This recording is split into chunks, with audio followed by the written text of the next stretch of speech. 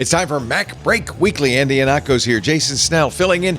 Dan Morin. We're going to talk about those new AirPods that might have cameras in them. I don't know about that. Here come the new MacBooks. Watch out. iPhones are going to the moon. And, well, you might want to turn into on lockdown mode. All that and more coming up on MacBreak Weekly. Podcasts you love. From people you trust. This is Twit. This is MacBreak Weekly, episode 1011, recorded Tuesday, February 10th, 2026. Oi and whoop! It's time for MacBreak Weekly, the show where we cover the latest Apple news. Jason Snell is back from his visits to, I don't know, Cupertino? I don't know. I just sat on a beach for a week. Oh, it was great in even Hawaii. Better. Having a good time, and now I'm back, and I'm wearing my hoodie because it's just cold here in California. It's only 55 compared degrees. to Hawaii. It is so but it's good to be back. The blue sands, the yellow sky, the blue sands of Arrakis. Welcome back, Jason. We missed you, but we didn't miss your six colors. No, sirree. I saw the thumbnail of the YouTube version of the show last week, and one of my charts was on it, and I just nodded, and I'm like, "Look, Jason, I always have to use your charts whenever we talk about your charts." I appreciate it. Speaking of six colors, look who's here. It's another color. In the Merlin Man seat, it is Dan Morin. Hello, Dan. Hello. In the honorary Merlin Man seat. Merlin Man seat. He endowed a chair. The Merlin Man chair of MacBreak. Yeah. Darn it, I should have brought the stack of Morin books out. It's over there in the bookshelf. I see them behind you, though, so that's good. Yeah, I always representing. They're a little blurry in the background, but What's the they're latest? What's the latest? The latest one was the Armageddon Protocol, which came out in 2024. What's going on? Are you slacking off? Yeah, weirdly enough, it takes a lot of time to write a book. I've discovered, even after you think I'd be better at it after like half a dozen of them, but it still takes time. Only if you've got this old-fashioned notion that a book has to be good, Dan. Come on. That's Andy Anatko. Join us in the 21st century. From anatko.bluesky.social. Hello, Andrew. Hello, Jason. You've got, as soon as I saw you on the feed, you have what my mother would say. Oh, you got some color. That's right. I'm tanned. I'm rested. I'm ready. I didn't even notice. But I thought your hair got whiter, but no, you got darker. That's it. My hair got. I mean, progressively, my hair probably did get whiter, right? I mean, like, there's a really good chance that keeps happening. It's been a tough news. Why would it stop? Why should it bring out the Pantone color swatches? See if we can isolate the exact shade.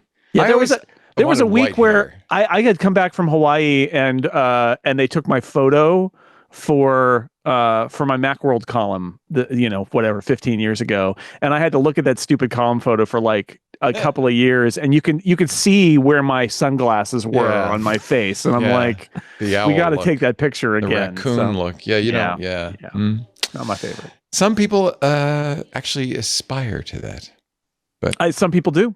Not you, apparently. Nah.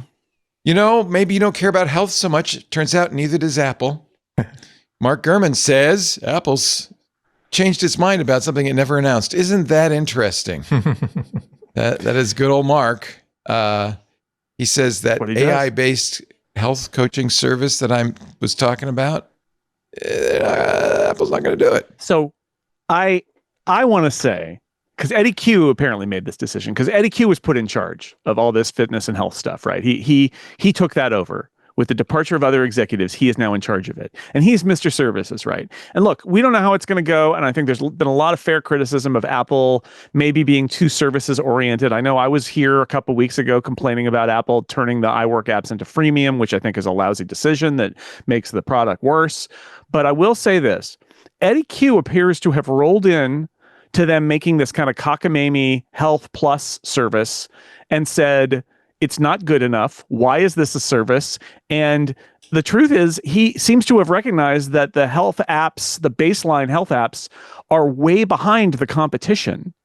And that adding new features and withholding them behind a service is exactly the wrong thing to do. So, I want to be optimistic about this. I think this is maybe a good sign that not just an Apple executive, but Mr. Services came in to see this group building a service on top of a lackluster base and said, no, let's just roll these features are just going away, and let's put these features in the app instead of trying to sell it as a service. So like, I love that. That is a great story. If that is what happened, and that even Eddie Q who is just all about services revenue, right? If he can look at this and be like, no, we need a good base product before we can build a service on top of it. So I think this is like really good news. This is a sign of life and care at Apple at the executive level to say, not everything can be a service, and maybe we shouldn't be building services while withholding, standard features that every competitor already has. Gurman writes, Q has told colleagues that Apple needs to move faster and be more competitive in health. He added that newer rivals, including Aura Health Oi, I didn't know that was its name. I wear an Aura ring and I didn't know it was called Oi, and Whoop Incorporated offer more compelling. Well, Oi and Whoop, man, how can you beat that? More compelling, better onomatopoeia. Yeah, really, more compelling and useful features. The longtime Apple executive didn't think the company's existing plan met that bar. He's also considering changes to Fitness Plus. Now, Gurman mentions Peloton, which has been tanking of late. So I'm not sure Peloton is the best comparison. But I think there's an opportunity. I actually did stop subscribing to I have a Peloton bike. I stopped the $50 a month Peloton subscription because I already got Fitness Plus. Yes, their spin classes aren't as good as Peloton's, to be frank. But I've already paid for it. Yeah. Dan, do you use any of this stuff? I use Fitness Plus, actually. I mean, and I've used since January. They did put out like a 4-week sort of, start off your fitness comeback thing, which I thought was kind of an interesting program. And it seems to me that they've worked a little harder on trying to make something a little more cohesive, as opposed to just having like, here's a bunch of classes, figure out for yourself what you want to do, which is sometimes a bit user hostile if it's like, well, I don't know where to start. And I think this is kind of something that the idea of an additional service on top of this that's like the itch it's looking to scratch in a certain sense is, hey, I need more than just give me a bunch of classes. I need like structure. I need a plan. How do I get from point A to point B? And I thought for a while that this is something that it feels like it's a good opportunity for some of those models and stuff like that to be able to say, we have all your health data, right? We have all this stuff that your Apple Watch has collected. We have all this stuff that you have done.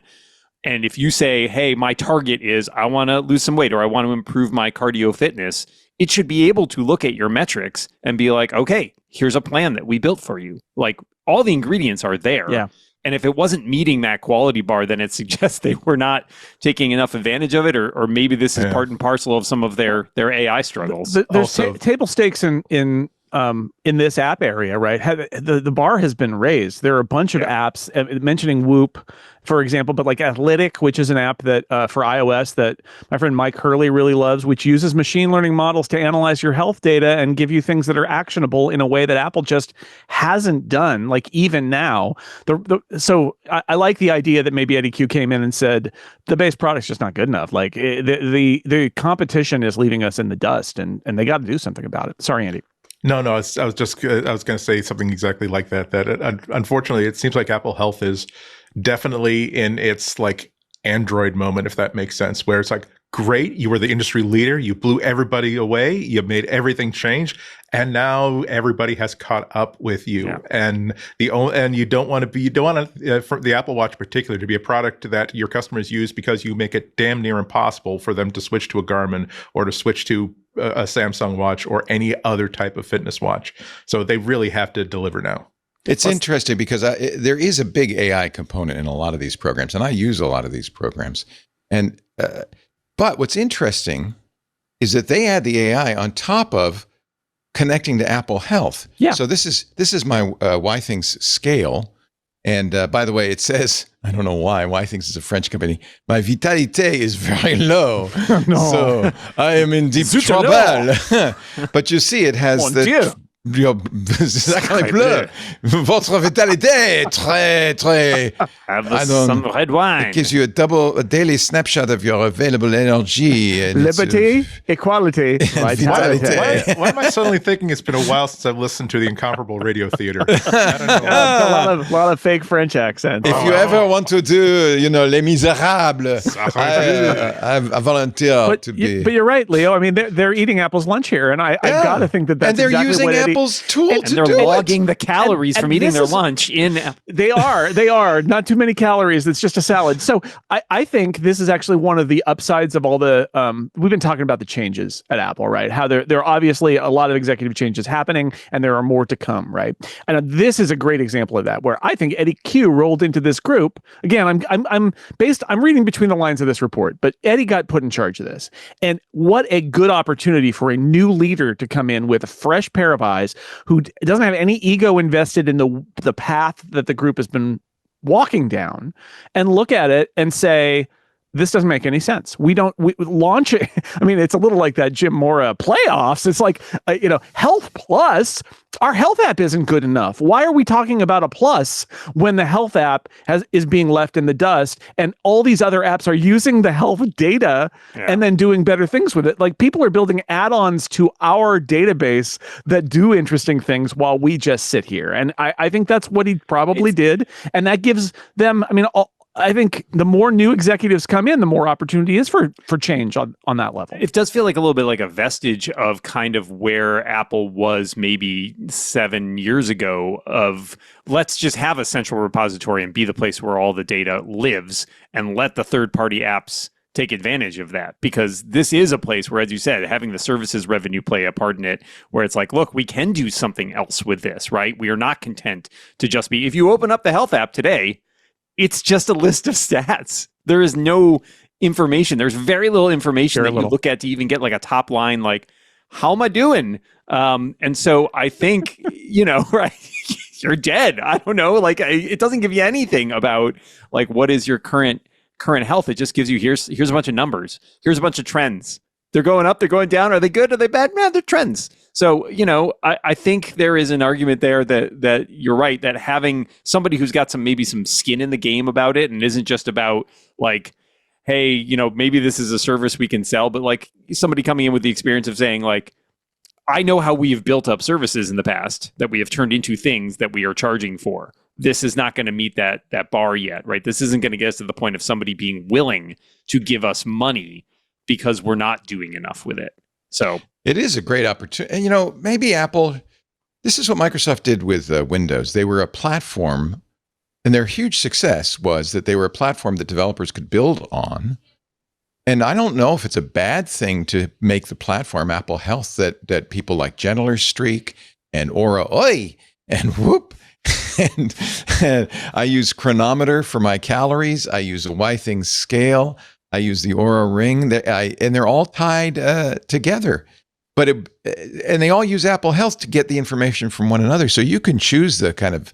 In fact, I just signed up for a new service that does the glucose monitor, and then uses AI to compare your calorie intake to your spikes and gives you advice. Why not be the platform? Why not be like Windows and say, we're the health platform and let 1,000 flowers bloom? The risk is if they start doing it all, that all these very nice, I think, third-party tools might go away. I think there's base functionality. This is the classic Sherlocking argument. Right. But I think the truth is there is base functionality that Apple feels that needs to be in their platform. And they don't want it to become and it's not there yet. An assemble yourself platform, right? Where it's like, well, what you do is you get the iPhone and the Apple Watch, and then you got to subscribe to somebody's service. And yes, they want to enable third-party developers and services to add on, but you don't want to sell them an empty box, right? And I think Apple and Eddie Q is looking at the health stuff and saying Apple's kind of an empty box right now, where there is it's not even like state of the art. It literally, like I said, they've raised the bar where there should be room for an app like Athletic to play, where they have a different take on it that's reaching a particular audience. But like,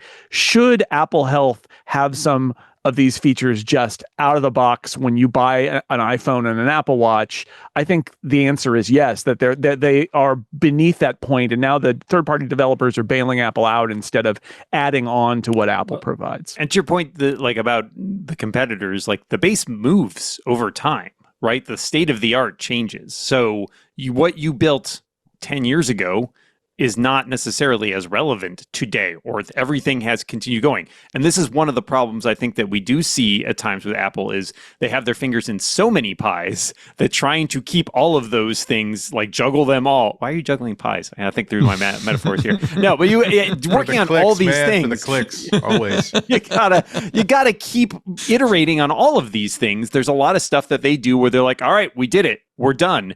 And they don't think about it again. I mean, I would throw the Home app in there as well, like as a thing that they've updated. This is very similar to the Home, isn't it? They have a hub, and then other people make hardware and have apps. But the difference is you live in the hub. You buy other people's hardware. I live in my body. That's what the health is for. Yeah, right. So good for you, by the way. I'm trying to get as far away as possible, but if you want to live there, go right ahead. All right, so Gurman is giving us good news, is what you're saying. I think so. I think this is good because this is an actual executive at Apple, reportedly going into a group and saying your idea for a brand new service, and that everybody's been pushed to do that, doesn't meet the bar. It doesn't really make sense. We shouldn't just push out another service to say we will. And in fact, a lot of what you've built should just be in the app because we need to provide that to all our customers. I like that attitude. So I think this is a really positive, because like the narrative has been everything Apple's doing is services. They just are trying to sell you another subscription, and they're letting some of their base. It's really kind of feeling that way, isn't it? Like right? They're getting greedy now. Yeah, and so for Eddie Q of all people, right, who's in charge of services, to come in and say, no, this is not a service. You need to put stuff in the actual app because our app needs to be better. I whether that's his judgment or he listened to different people than the old manager did, or whatever the reason, they seem to have done it. And I think that's a fantastic sign. I would love Apple across the board to say new service is a real high bar, and the last thing we need to do is neglect all of our base stuff and just shove all our improvements in services, because that's a bad place to go. And also, by contrast, and to be fair, part of the hell of trying to do fitness on other platforms with other watches is that stuff that if you appreciate the Apple Watch, that you feel, well, of course you're going to give me this kind of tracking. Of course I can. You can give me access to this sort of sensor data. That's like, oh no, we need $7 a month from you. We need $9 a month from you, and you do get a lot of stuff basically by virtue of the fact that yes, you paid us for we're going to give you a lock-in bonus by giving you features for free that we would have charged $6 or $7 for if we allowed other people the freedom to access that information. Mark Gurman, not the only rumor monger this week.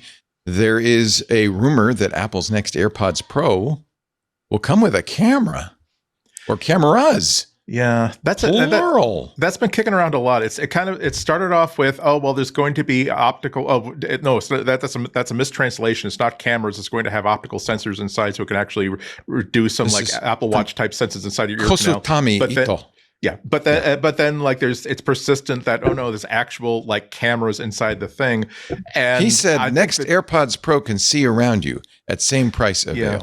I'm trying, and that doesn't mean necessarily camera, does it? Yeah, and nobody has any details about like what this thing would be used for. I mean, as someone who has facial hair, I'm trying to figure out what cameras. No camera in my ear is going to take a picture of anything I want except the side of my head. So I think a camera is exactly what I want. I mean, the utility of cameras, like to Andy's point, like the utility of cameras varies, right? I mean, there's been a lot of rumors about being an infrared camera. Obviously, if you're using an infrared camera, it's going to tell you something different than if it's a camera you're taking pictures with. Is this being used as a sensor, right? Is it being used to see things, objects? Maybe it alerts you when a ball is hurtling towards your head.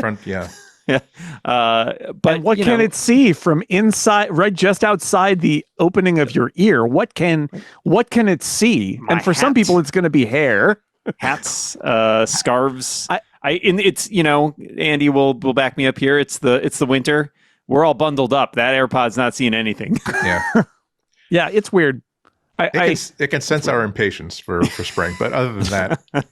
Yeah, I mean, look, I am ready to be wowed by some amazing lens that sees things and it's useful in some way, but this has never really made sense. It feels more like a desperate attempt to avoid building what we talked about, a couple of weeks ago, which is a sensor that you wear on the front of your body that looks out. Because the worst thing would be to looking have out of your ears, little cameras coming out of your ear. Yeah, they just stick right out and they look around. Like my favorite Martian, Yeah, little Martian antenna. Actually, I think it'd be worse if they were looking in. It's like, yeah, you got some earwax buildup there. You really they're got already to listing clear that it. out. So I think this is a maybe misinterpretation of what this Japanese leaker is saying. What he may be saying, and this makes sense. There's cameras on the watch. The sort of, in a way, they're infrared sensors, right? So that's maybe what he's thinking is measure your temperature, things like that. They added some of that, right? Yeah, AirPods Pro 3 has that. It has like temperature and heart rate.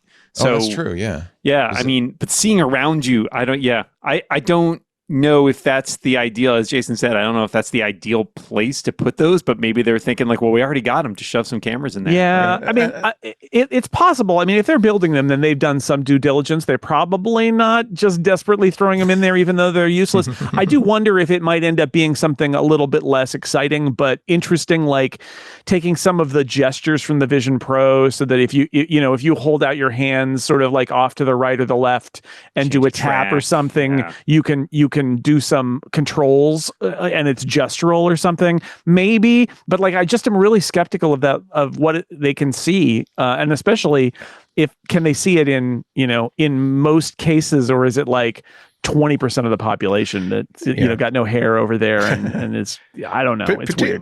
Particularly when you consider how tiny an AirPod is. So you're compromised in times of physical space. You can put an extra component in that doesn't exist anymore. You're talking about demands on the battery, which are already, is anybody willing to trade an extra 45 minutes of playtime or phone call time for a camera feature that may or may not be particularly compelling to them? It's going to make it more difficult to manufacture. It won't affect the repairability or recyclability of these things, because both of those are already at zero. So there's good news there. As long as we're talking rumors, let's go to Max Tech. Vadim Yoreyev. We go from Japan to, I don't know, Soviet Union. Actually, Vadim's, I think, in the US. But anyway, holy smokes, he says. I just figured out why Apple's M5 Pro chip did not show up in the recent... He doesn't talk like that? I don't know.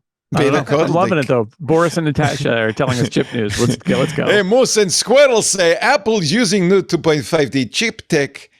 They're using a single M5 Max chip design for the M5 Pro and M5 Max models. I don't know how he knows this. I guess because it's the same H17C designation. What happened is that they looked and they can't find two different chips in some of the like leak code, and they're like, oh, wait a second, why is there only one high-end chip?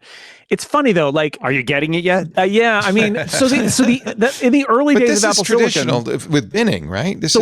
Well, it's not quite binning, I think, what's going on here. So in the M1 and M2, what Apple did is the Pro and the Max were basically, the Max was a mirror of the Pro. They basically had two Pros that kind of like just were, they chop, you chop it off and it's a Pro, you leave it and it's a Max. And that was a way they did it. And then as the chips evolved in the M3 and M4 generations, especially, what Apple did was interesting in that they went away from that approach and they ended up like, I'm not sure whether it was M2 or M3, they ended up with a different approach where they were very clearly distinct chips. They built a high-end chip. It wasn't just a chop to make the mid-range chip. And the mid-range chip was a little bit more like the base model. So it was really interesting. Like they were optimizing for a manufacturing cost, I think, because they know they sell way more Pro chips than they do Max chips, right? And here it sounds like they're going back to it's a little bit different, but it's more reminiscent of the early days of Apple Silicon on the Mac, where they've got a system where, basically it's the same core stuff. And then I don't know whether they're chopping or whether there's some sort of aspect of packaging going on. Basically, like you can order, scale your GPUs and CPUs, and that is what may determine whether it's a Max or a Pro is literally just like the Max just means it's got way more GPUs and CPUs, or maybe just GPUs. Right now, that's sort of GPUs are really what differentiates the Pro and the Max. That's been the case. So maybe they've got a chip design where, there's a bunch of extra GPUs, and maybe they're binned or maybe they're chopping, but that it may not seem any different, right? Which is probably why Apple's calling it presumably Pro and Max chips anyway. It's just like a different way, either going back to the first way or it's a third way of them building out the differentiation. And since they are the ones designing their chips, they can kind of experiment with it and figure out what the best mixture is in terms of offering performance to the high end while having it be affordable for the mid-range. Max Tech says he predicts 24 cores on the Pro, 48 cores on the M5 Max. He says the Max is one CPU chiplet plus two GPU chiplets plus RAM chiplets. The M5 Pro is just a single CPU chiplet with two of the performance cores disabled and a single GPU. Right. So modular chiplets. Chiplets. Do you think that they disable them? That it's the same chip that's got stuff disabled? You said it's not binning, where you test the chip, and if it doesn't live up to the specs. If that prediction's right, they're probably binning on the CPU cores. If that's true, if they disable a couple of CPU cores, those presumably would be binned. Yeah, there's new packaging processes going on here, and that's also really fascinating, right? The idea that Apple is trying to, they're not going to let it be modular like GPU at like a Mac Pro level, presumably, but at the chip level, if they can build like these different chiplets and then just attach them in different configurations for high end and mid range, that's pretty cool. Of course, you can't see into the box, so the only thing the consumer will know, and most consumers won't even care, but the sophisticated consumer will know, is benchmarks. It'll show up in benchmarks, right? Yeah. Yeah, that's the difference. Well, I assume a big part of this also is just the efficiencies of operations, right? I mean, if they're figuring out ways to package stuff more efficiently and use stuff in multiple products that allows them to be maybe even more dynamic about, supply and demand. We need more of these types of chips. We need fewer of these types of chips. I mean, we've seen a lot of that already. They reuse stuff, right? I mean, that's the idea with all these cores kind of being the same, right? If you run a single core benchmark on anything from an M5, it's an M5, right? Because it's the same cores pretty much everywhere. It may also solve a problem because TSMC, they are no longer TSMC's number one customer. And so they may not be able to say, hey, can you spin up another node just for this, just for that? Yeah. Go ahead, Andy. No, that's exactly what I was going to say. It's like they used to be able to, chip lad. We were quick. Here's how much here's how much we insist you give us today, and make it snappy and bring us a Fresca while you're at it. And now it's like, hi, brought your fruit basket. We love you guys, and could you just like take our call before you take it? Don't do a deal with it. Yeah, again, Apple is definitely in a position they've never been in before, in which now they don't have the power to absolutely call the shots. NVIDIA is calling the shots. NVIDIA's got the billions. So it would make sense that if we could just get if we can reduce the number of fab lines that we absolutely require to make our product line, that is going to be very important in the next 2 or 3 Herman's saying, future. I don't know, he's usually pretty right on these things. March. Yeah. We do seem to be backed up with like all kinds of rumors from all kinds of sources have been persistent for the past 2 or 3 months, but something is imminent. Like, as soon as like the basically business reopens at the start of the year, usually there's some downtime between like November and January, but at some point like in February or March, boy, there's a lot of backed up product that has to be released. And I can't think of a category that's pretty much untouched by these rumors, but desktop Macs maybe. Yeah. But it seems as though if everybody who has like $1,000 or $2,000 put away for a new iPad or a new MacBook or new AirPods are hesitant to spend because they are waiting for something to actually be released. So, and by the way, Keith512, who's following all of this in our club, says it's a new packaging, the 2.5D integrated circuit. Jason, you found an article on Wikipedia about this. Yeah, this is TSMC announced this few years ago, like 3 years ago. And whenever we talk about this chip stuff, we have to keep in mind there's current events, and then there's when this chip was designed 3 or 4 years ago, because it takes that long. But this was a new thing that TSMC introduced that allows you to package different chiplets together to build a chip, basically. Because what is a chip and what is a package and what is a system on a chip? I mean, like it's all over the place, right? But it gives some modularity that lets Apple cut out chiplets. I mean, is it? I think so. I think they attach them. They manufacture them separately, and then they attach them and stack them, and so they can connect and even stack. And then that is what should call is made as a package. They remind me of that. Do you remember chiclet gum? My grandmother always had that in her chiclets. purse. Yeah, She has it's just like as old as your grandma now. Leo, the box loose. Leo, imagine the M5 Pro chip as a red chiclet for the GPU and a yellow chiclet for the CPU. Now, that's a YouTube I'd watch. They even had little mini chiclets that were really small, and you could probably put a few of those on. I think it's more like the Wi-Fi. Chuckles candy, where they're all lined up in a row. This is very reasonable stuff. I like how we are taking the incredibly complicated science of chip manufacturing and just boiling it down so it's candy. I love it. That's what we're here for. Yeah. John Ashley just found it, the tiny size chiclets. Now, John Ashley, do they still make these, or is that? I don't think so. I remember having these often, though. Yeah, some kid probably choked on them and died, so they don't do it I anymore. loved them. They were so little.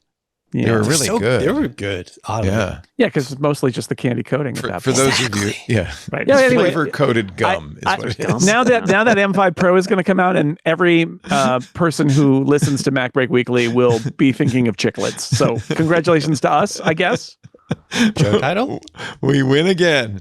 Mark Gurman says, oh boy, there's a lot in his Sunday column. It's like a logic problem he did. He's like, this can be released, but only after this is released. So if Apple is in the passenger seat and Eddie Q is driving, but Eddie Q doesn't want to sit in front of Tim Cook. Then he leaves Cupertino driving 70 miles per hour. Boy, it's a word problem. The new 17E is due imminently, which, like any day now. And that will be the A19 from the iPhone 17 and MagSafe charging. He says, and it's shifting to Apple's newest in-house cellular and wireless chips. I can confirm. Yeah, I am assuming that's the C1X and not the C2, but who knows? Right. $599, same as this, 16E or whatever it was. They're never going to tell us why there wasn't MagSafe in the 16E. It's so weird. Yeah. They're not a magnets. Yeah, magnets. How do they work? Updated iPads coming soon. Hello, all you juggalos, including a refreshed entry-level model in iPad Airs. Yeah.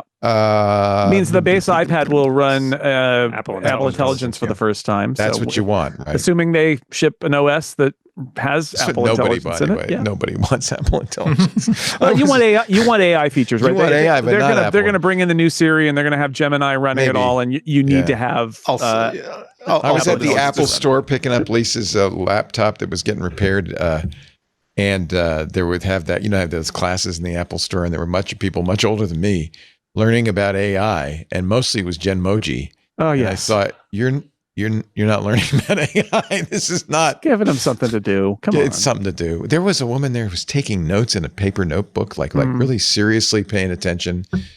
It's amazing that you saw my mom at the store. Emoji. I love the Venn diagram of people who take notes about computers in a paper notebook and people who are interested in AI. Like, cute. what's the overlap it was there? Cute. She dropped. I would like to get rid of this notebook. She dropped her cane. Lisa came up and offered it to her. So Apple's going to turn the Notes app into a subscription model, and then you'll be so into paper notebook taking because Don't start that rumor. Let's see. The entry-level iPad A18 chip, right? iPad Air M4. Wow, that's pretty good for an Air. Wow.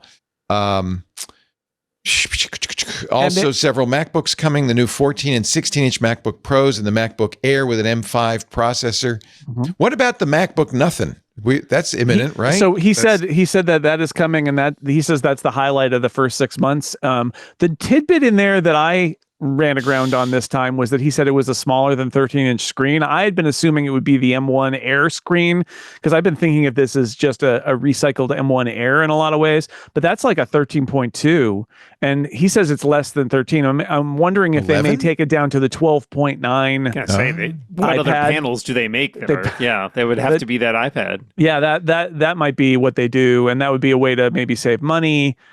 Because this is so cheap. I will tell you, though, as a user of MacBook Airs, that it already feels like the OS barely supports screens that size. And so if there's a 12.9, I mean, maybe it'll be scaled differently and all of that. But I did have that thought of like, wow, that Jason, the 11-inch MacBook Air could still live. I know. Well, when I saw this report, I was like, 12-inch PowerBook is back. Yeah.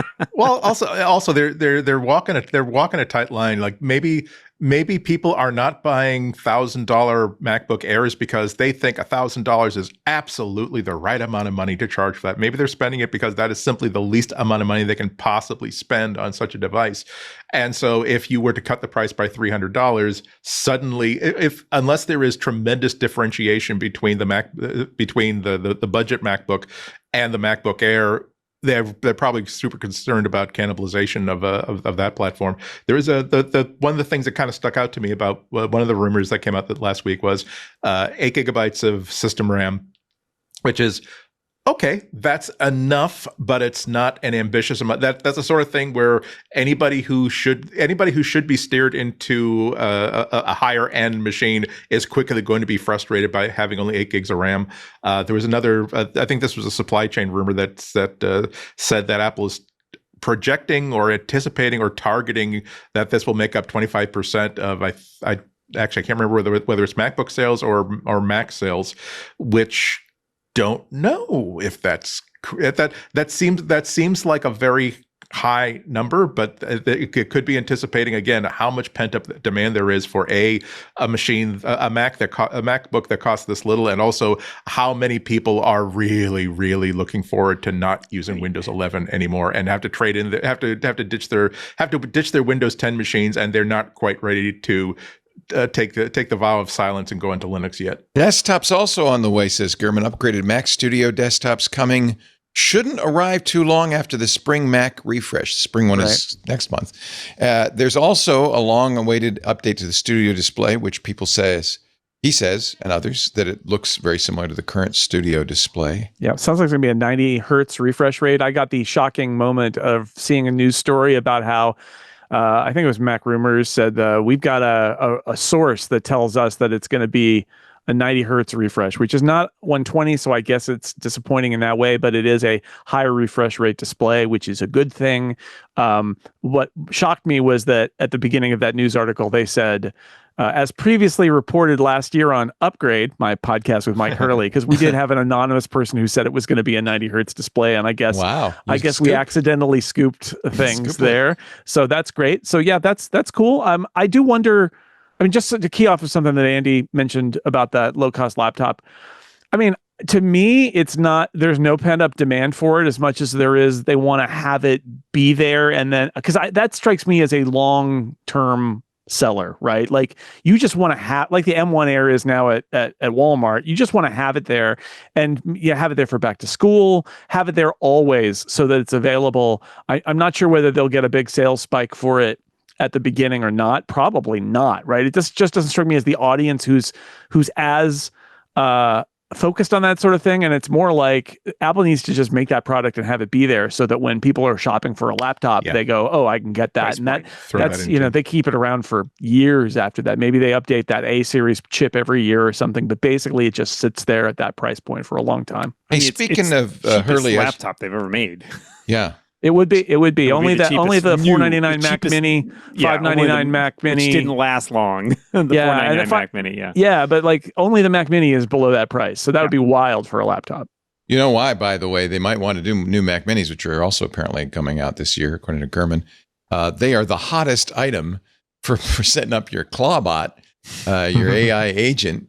People don't want to do it on their main machine because, well, it's terrifying. So many reasons. Yeah. It's a security nightmare. So they think, well, I'll buy a separate machine for it. And the Mac Mini is the kind of the machine of choice. It has And never been I've faster or told- simpler to lose your entire photo library and not know what happened. What happened? Yeah. Truly, I we set live it in an up age of briefly on wonders. my Mac Mini and then thought better of it. Well, the Mac Yeah. Mini, I mean, this is why the Mac Mini is so great, right? Is that it's not It's like, cheap. what is the Mac Mini for? It's It's like, versatile. it's for whatever you want it to It's be. And it's versatile. always been, Yeah. there was that period where they hadn't updated it in a long time and people were like, are they going to kill it? And, the argument I made back then was, this is the pressure release valve of the Mac. Like, what I need a Mac to do something, and it could be, I mean, they use them in like theatrical lighting. There's so many weird, theater lighting people. I don't mean you're weird. I'm just saying there's so many niche applications for the Mac Mini. It's just good to have a little, and now it's so little and it's cheap and you can do whatever with it. And so, Apple didn't build it thinking about Claudebot or whatever it ended up being, Molt,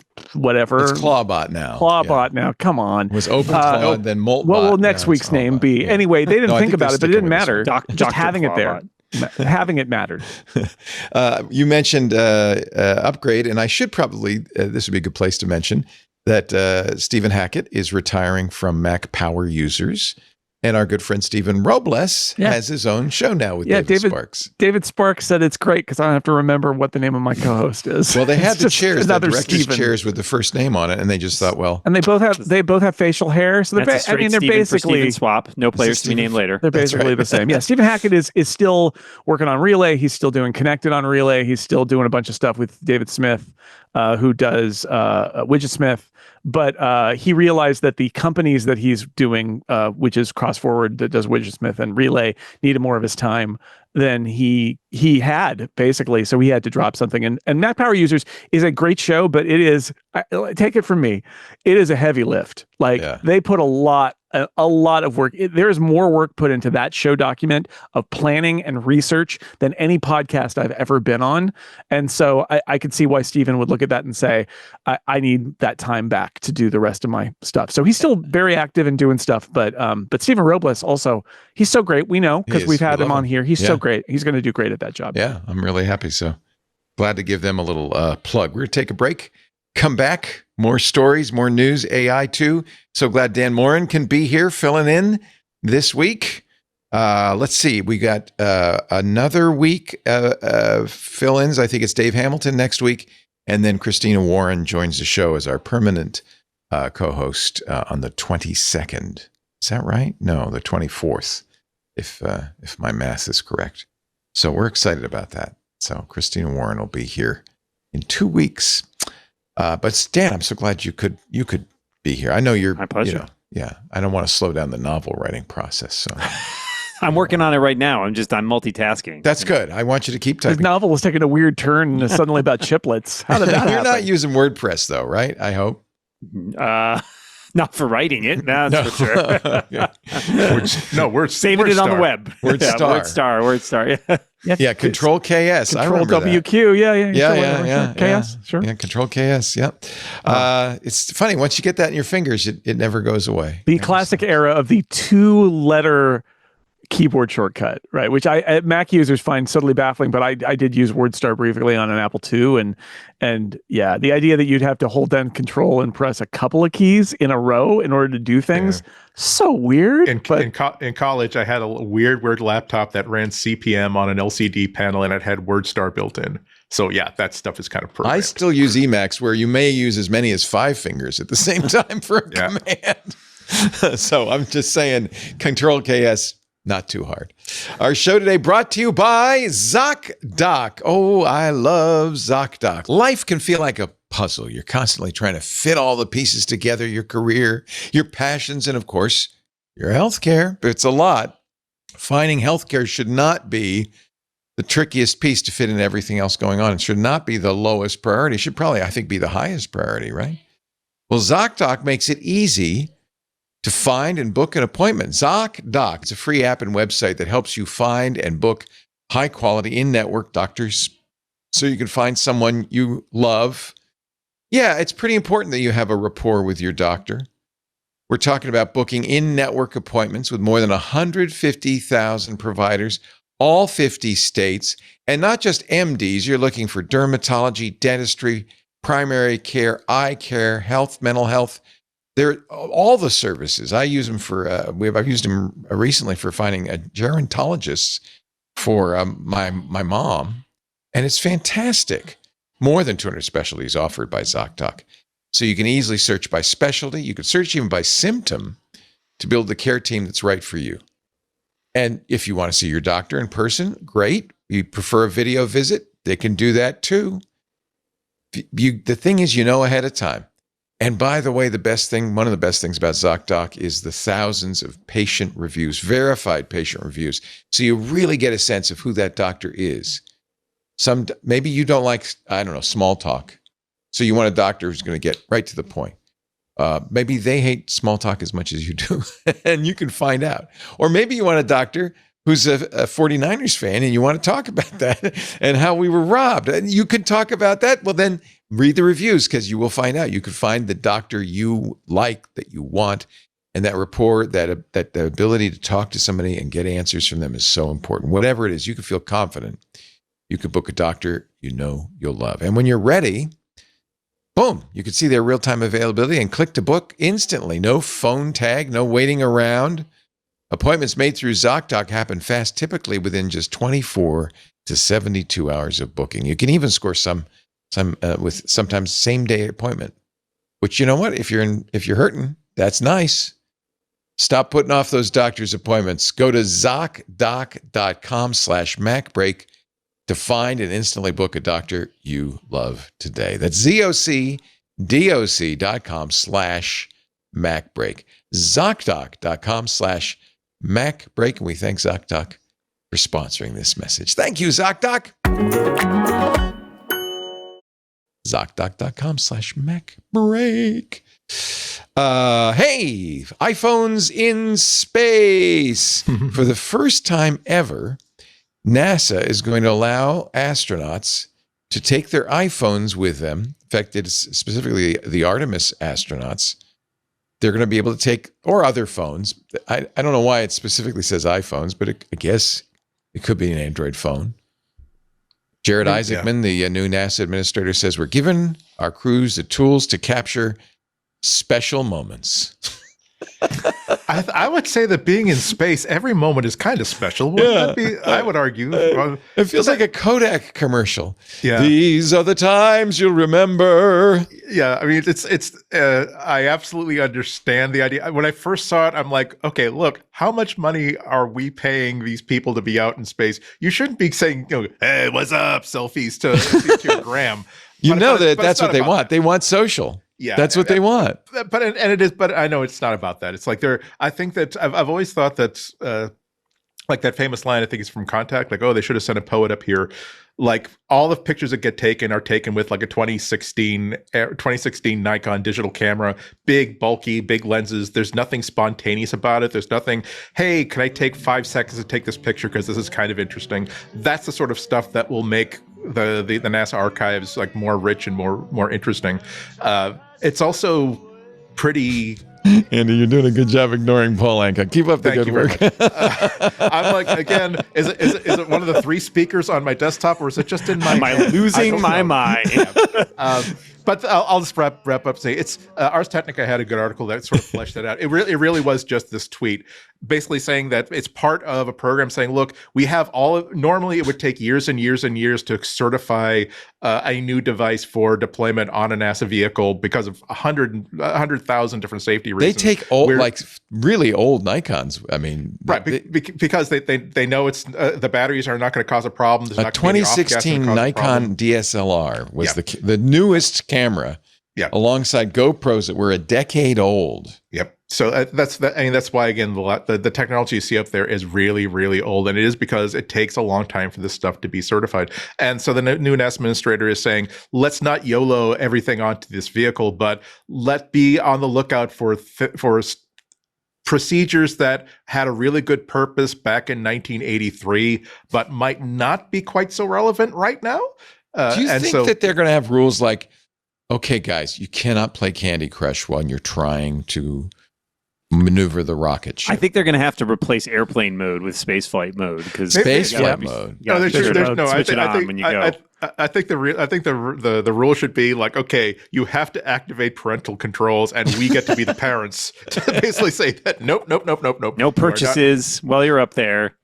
Do you think they'll have a little special little pouch on the suit for the iPhone, like a little place to stick it? I think there are pockets. I think they have pockets. This is a compatible. This is a That's very a MagSafe automated opportunity. mission. They're not really doing much They're steering. just going around. They're not stopping. So having it there to detail, I think it makes sense. Because like you said, there's big hardware on there, and I'm reminded of the Apollo missions where they had a enormous Hasselblad. That Remember the Hasselblad that they took the pictures? They of? stuck against the window and took pictures of the moon's surface, but. Using it as a way to connect with people. I mean, there have been iPhones in space before. The last shuttle mission, there were iPhone 4s on that. I'm not sure whether they used them or not, but that was part of that mission was to do that. But again, this is the thing with space, like you said, Leo, is they check this stuff out and they're like, oh, we've got a whole process that we have to verify, and it can be ridiculous and it can go on too long. And so I kind of like the idea that Isaacman's like, we need to connect with people where they are. And so that sounds great. I would love to know about the details of I assume that means that there's a Wi-Fi, like actual Wi-Fi something or other in the capsule that then connects to back, over their radio system to the ground. Or not. It's the tweet mostly said, because it'll be an important part of documenting the science portions of this mission. Yeah. The tweet was really about, hey, they want to capture their own special moments. Maybe they're not sending anything back. Exactly. I Could mean, have just sent an iPod Touch. I mean, it just does the same stuff. But you think it costs a lot of money to access the internet on a cruise ship? But where are you going to get an iPod? Get the bill after Artemis 2. Someone left. No, they're right. You know what? It's probably cheaper. They're right next to the satellites. It's easy. It's just a hop, skip, and a jump over to the Starlink there. But do you have the dongle? That's a hell of a dongle. Actually, I think honestly that some of this is influenced by Elon and the amazing pictures you see on these Starlink missions and the SpaceX missions. Certainly, we've come a long way. I remember after the second shuttle accident, the Columbia, they needed to mount more cameras in order to do more surveillance of whether the foam was falling onto the shuttle and things like that. But the net result was that we got these angles and we got live video from the shuttle as it launched for the first time and those last few shuttle launches. And then SpaceX has taken it further. So I also think that that's true, that there's this context in which audience expectations are not where they were 30, let alone 50 years ago. And if you're going to the moon, you kind of expect live streaming and HD video, 4K video, and all of those things. So having whether they're transmitting off those phones or not, or copying files to be sent back or whatever it is, the more of that. I mean, because the goal of NASA, when I went to Kennedy Space Center for a NASA thing, I mean, honestly, one of the things that they do is outreach. Those are the two things. They want to do space things, and they want to communicate to the public about what their tax money is being spent on. And so it is super important to document and share. And today's audience has a very different idea of what documenting and sharing is versus putting it on the color TV on CBS at 6 o'clock or something like that. And then if Alan Bean points the camera at the sun, which he's not supposed to do, suddenly there's no TV from the moon for Apollo 12. It's it's nice to have some redundancy there. Let's just say there are. I'm going to guess that our friends Rod Pyle and Tarek Malik will be talking about this on Thursday on This Week in Space. And probably we'll have a more informed conversation about this. This is their bread and butter. Yeah. So can I just suggest one rule? One rule. That's all I want. If you're going to have the iPhones up there, you are not allowed to do selfie video while singing Imagine or It's a Wonderful World. Okay. You don't get to do either of those two things, and that's fine. Okay. Remember how great the videos were from who's our Canadian astronaut friend? I can't remember his name. Oh, Chris Hadfield. Chris Hadfield did some great videos. Yeah, played Starman. You know, did some stuff like that from the ISS. You're watching Apollo 13. Nope, Major ground control to Major Tom. Yeah. So I think that may also have been a little bit of an inspiration. We can't let the Canadians get ahead of us on our social. Not that we're going to top that though. That's an ambitious. No, that was pretty.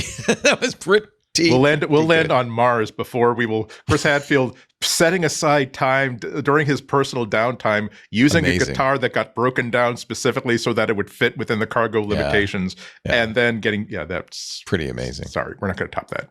We top as we do in many things. Such Andy, as obviously you haven't gotten the memo. Elon says we're not going to Mars after all. We're going to the moon. Just let's get this. Let's just get this straight. Changed our mind. Spoiler alert: we're not going to the moon either. Spoiler alert: we might go by the moon, but we're not getting out. We're just going to go around. We're not building the city there anytime. The city and the moon. Yeah. You don't think so? Remember our first indication that this guy might be a little bit off when he said, "How about we do a mission to Mars where we just send people there? They don't have to come back. They'll figure it out when they get. They'll expect to die on Mars, but hey, they'll have a great 8 days." And he didn't volunteer. That most crucially, he probably wanted to send some of his hundreds of children, though. The truest sign, because I did a space podcast for a few years with aforementioned Stephen Hackett, and during that period, like that, the truest sign of what Elon was all about is that he's a very ambitious man, but like then he would say this stuff, and it's like, what are you even doing? And he'd be like, "Oh, we're going to be in Mars in 2 years. We're going to launch this thing in 3 years." And it's like, if he gives you a year count, don't even like try to calculate out what he actually means. He doesn't. He's just making it up. It's right there with the full self-driving Teslas. Yeah, it'll be here, in a year or two. That new Roadster is going to be here in a year or two, right? That he said in 2017, like that. But a lot of the stuff, like, well, we'll be in Mars in 4 years. It's like, and so when he says we're going to have a city on the moon in 5 years because otherwise we could go to Mars, but it would take 8 years. It's like, those are not just please do number blindness. Just pretend he didn't say years of all at all, because they don't mean anything. They're like dreams or goals, but don't report on them with any credulity, because that guy all other things about him aside, his concept of like what he can do in a certain amount of time, he always overpromises and underdelivers. That's just part of the deal with him. So you, before you left for Hawaii and your well-deserved vacation, listened to the earnings call that Apple did, and they pretty much dodged every question there was about AI and about their deal with Google, right? Right. In fact, they even said, "I'm not going to tell you." Yeah, they literally said, "I'm not going to talk about our deal with Google. I ain't going to tell you. We're happy to have it. We're not saying anything else." So Alphabet had its earnings call last week. Sundar Pichai said, and I think he stirred up a little hornet's nest, "We're collaborating with Apple as their preferred cloud provider and develop the next generation of Apple Foundation models based on Gemini technology." And that that was a negotiated statement, that this is what we're allowed to say, but probably between Google and Apple, because that exact same terminology, almost that exact same phrase, was recycled by their vice president, their finance chief, in his prepared statements, and also during the Q&A, which is such a it's not exactly a word salad, but it's like, okay, so you're saying that it's not just you're building and shipping off from the factory a foundation model, you're also providing ongoing cloud compute services, which sounds like you're running on Google's cloud, right? Well, I mean, at minimum, it would mean that the cloud services would involve all of these Apple models are going to be trained on Google Compute. Meaning that just the training of these models is going to be on an ongoing basis, which would mean that that still leaves it open that Apple-owned and Apple-operated servers are going to be running the thing. But you're right, all the way up to we are going to also be hosting when you do when you do transactions on your iPhone that can't be done on device, it's going to be sent up to a Google server to do. So it's a great example of, if you had said nothing, it would have been much, much clearer than if you had said what you just said. Well, all this stuff is carefully vetted, like 6 Ways from Sunday, by every lawyer and finance person and all these people get to weigh in. I mean, preferred cloud provider can mean like, yeah, sure, we prefer if they use ours, but we can't make them, or we only a fraction of the things will actually get there. So, they want to be cagey, and I'm sure Apple wants them to be cagey about it, because Apple doesn't want any more than it already has of an image of looking like it can't deliver on any of this stuff. Does it matter whether, I guess to some people it matters whether, in fact, I think there are people who say, I am only going to use these AIs if I know it's running on Apple's cloud in those very private. Apple Probably servers. some of that. I mean, I'm sure Apple would like to maintain everything it's talked about. And I believe in some of the conversations they've alluded to essentially like, Google launched its own sort of equivalent of a private cloud compute. I'm sure that played a part in it as well. I think, again, whenever you're talking about Apple customers, we're talking about matters of enormous scale, right? Even if there are a percentage of people that care about it, their representation within the entire group of Apple customers is small. And so, there's the matter that a lot of people won't even have heard that the Apple, foundation models are being developed by Google. The average customer, all they care about is whether or not it works. And at the end of the day, that's the only thing that matters. Yeah. Well, they may be getting a customer back in the form of Jennifer Patterson Toohey, who's a regular on our shows. She writes about home automation for The Verge. She says the app is so bad, I'm using Siri again, which is pretty funny. That's a sick burn. Yeah. That is a sick burn. This is the danger of relying on these models to do this. It's something we've been talking about. Oh, please bring the good Siri, bring the good Siri. But I don't think we've talked about what if AI Siri isn't the good Siri? What if it is actually just problematic in new ways? And if you've used an AI chatbot, they are capable of some amazing things. They are also capable of some incredibly stupid things. And so, yeah, I think this was a real red flag about if you're going to launch an LLM driven chatbot or voice assistant, you better get it right. Yeah. I mean, Amazon's Alexa really the ad on the Super Bowl was the worst ad I've ever seen. May kill you, but hopefully not. Yeah, that doesn't seem like a good way to. Hi, I'm Chris Hemsworth, and I may be killed by. And in show ways, he thought it was going to kill him. And there were scary things like HAL 9000, like he's in the swimming pool and decides to close the lid. Yeah. I mean, is that a good way to advertise your thing? It's great if you have no sense whatsoever about how people feel about AI, about the threat posed by it. Otherwise, no, it's a terrible way to do it. Or if it's very accurate, if you're worried about getting sued for having inaccurate advertising, then maybe it's great. I mean, it really is a case study in the worst possible way to do an AI chatbot. It seems like every single thing you could do to make it something you would never want to have a piece of, they've done it. In terms of not being very good and useful. Number 2, collecting data. Number 3, pushing ads to you whenever it can. It's like, I don't want to have. I still have an Amazon Echo, but basically as a display unit because it looks kind of cool. Plus, I actually own it. But my thoughts about ever plugging it in and giving it access to the internet are less than nil. I have Echoes all over the place, and unfortunately, they're kind of forced a word plus on it, and sometimes it's great, and sometimes it's incredibly infuriating. But we used to think that it's so funny how the mighty have fallen. We used to think Elon was a genius, that he was Iron Man. We used to think that Jeff Bezos really understood customers and super served them. And we've really, I think we've seen that our idols have clay feet. We won't. I mean, we won't turn this into a necessary 2-hour-long diversion, but add Tim Cook to that list. Although there was some good news this week that I think was kind of forced.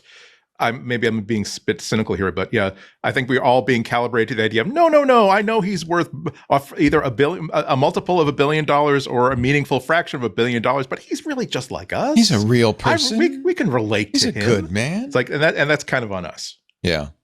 Well, marketing is certainly a big part of what these companies do. Apple is at great pains to say we have brilliant AI engineers. They keep releasing models. Not for you to use, but something that, just so you know, we're not laggards in this. There's a new Apple AI model that can generate sound and speech from silent videos. It's in the lab. It's called VSS Flow. And ironically, 3 Apple researchers and 6 researchers from China developed it from Renmin University. It's not in the public. It's not released. It's a paper.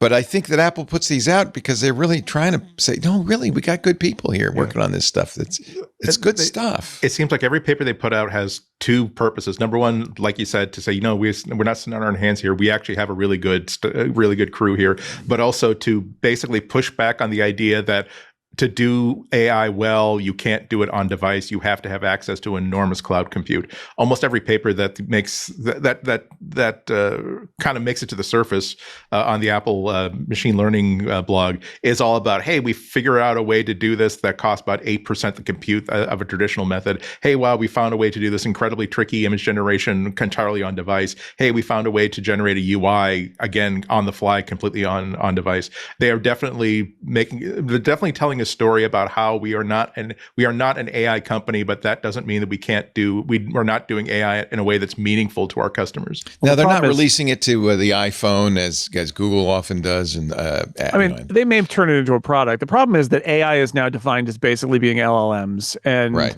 Apple is. Apple missed the boat on LLMs, but Apple has been doing all sorts of machine learning research and building it into their chips, and they've been doing it for a decade or more. That's a good point. And this is a great example of that. This is not a chatbot. This is a different kind of LLM. They just bought that the AI company. AI, to talk to analyze like your what is moving in your face, and the Vision Pro is looking at your eyes, and like there's lots of ML on-device stuff that can be enabled by Apple Silicon that Apple actually has been doing a lot of research and finds very important. What they aren't doing is the stuff that, unfortunately for them, has become the obsession of everybody. That's the part that they poo-pooed and are now paying for. But they got a lot of other stuff going on. In fact, these are the kind of researchers who probably aren't feeling like they need to go to Meta or somewhere because they're not valued at Apple, because this is the kind of stuff that ends up being part of a secret sauce of an iPhone or something like that down the road that Apple really, I think, intrinsically values in a way that maybe they never really intrinsically valued the idea of text transformer. This technology uses GAN, generative adversarial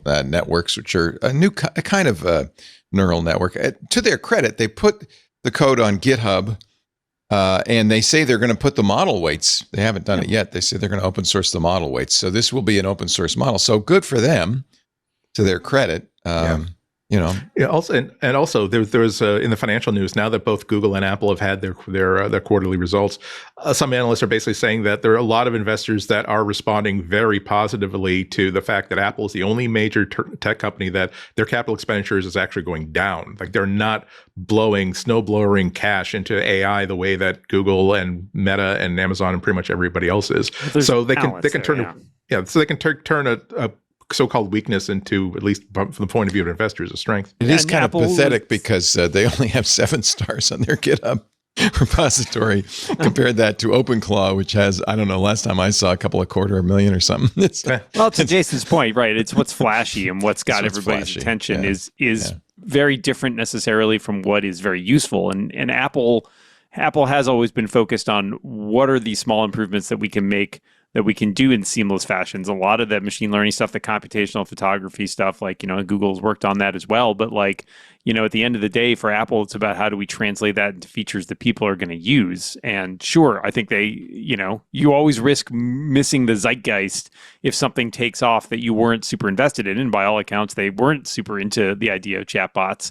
And now they've had to scramble to catch up, but it doesn't mean they don't have a deep bench. And I think, part of this is also, it's good, not exactly marketing, but it's good signaling that, like, look, if you do want to come work on AI stuff that maybe isn't an LLM, maybe we're a good place to do that. And maybe we don't care about losing these people who are going to leave and go to Meta, because that is not our primary. I mean, the fact that they have turned to Google and been like, well, maybe Google supplies this for us, and that's enough. And we keep working, having our AI people work on all this other stuff that translates into features eventually. Yeah, because Apple's focus is features. Like Dan said, it's features. And that's what got them in trouble, because they didn't think chatbots were a feature. And I get why they didn't think that. And they were proven to be wrong. And in all of that large language model stuff has proven to be incredibly powerful. But they are and have been pretty good at doing really focused stuff that leads to a feature, leads to functionality. That's what Apple's always been good at. And that's why maybe the deal with Google is going to be great, because they just get the engine behind the scenes and they can build features on top of it, which is kind of what they excel at. And so, yeah, whether it was like photos, it's been like more than a decade that Photos scans every photo you take and auto tags it. And I used to manually tag all my photos with like who was in it and where was it taken and all these things. And now it knows, you know, this has got a horse in it. It's got a hillside in it. It's got this person in it. It's got, you know, grass in it. It's got a sky in it. And then when you search, you find all that. That's all been there for like more than a decade in Apple's machine learning. So that's a thing to watch. Is Apple's always going to be better when it comes to seeing like a feature that they can build that will be something in the OS or something in a future iPhone or whatever than they are if they don't see that. And I think that is ultimately the blind spot that hit them with LLMs, is that they poo-pooed a chatbot. I think it's that simple. They're like, who cares about that? And then it turns out everybody cares. Yeah. And by the way, I want to correct myself. 182,000 stars on OpenClaw. Some have said that this is going to be the year of agents, of agentic AI. The chatbots actually aren't it. Well, they are a form of it, but they're only the beginning of it. It's the start. It's a start. And I wonder, you know, it's like this conversation we had about health, that maybe, is Apple not satisfied to be a platform company? They certainly would make an excellent platform for AI, even if they don't have the software. Right. And do they need, like, I feel like the secret sauce is much more baked in. I guess it's like a lasagna or something. You're baking in the secret sauce. But I feel like the secret sauce is much more an implementation of features for end users on their platforms than it is the engine behind the scenes that drives it. And I'm sure they'd like to have the engine too, but they don't. So they've got Google, and if they can execute on the stuff that's on top, you know, I think they'll be pretty happy with that, honestly.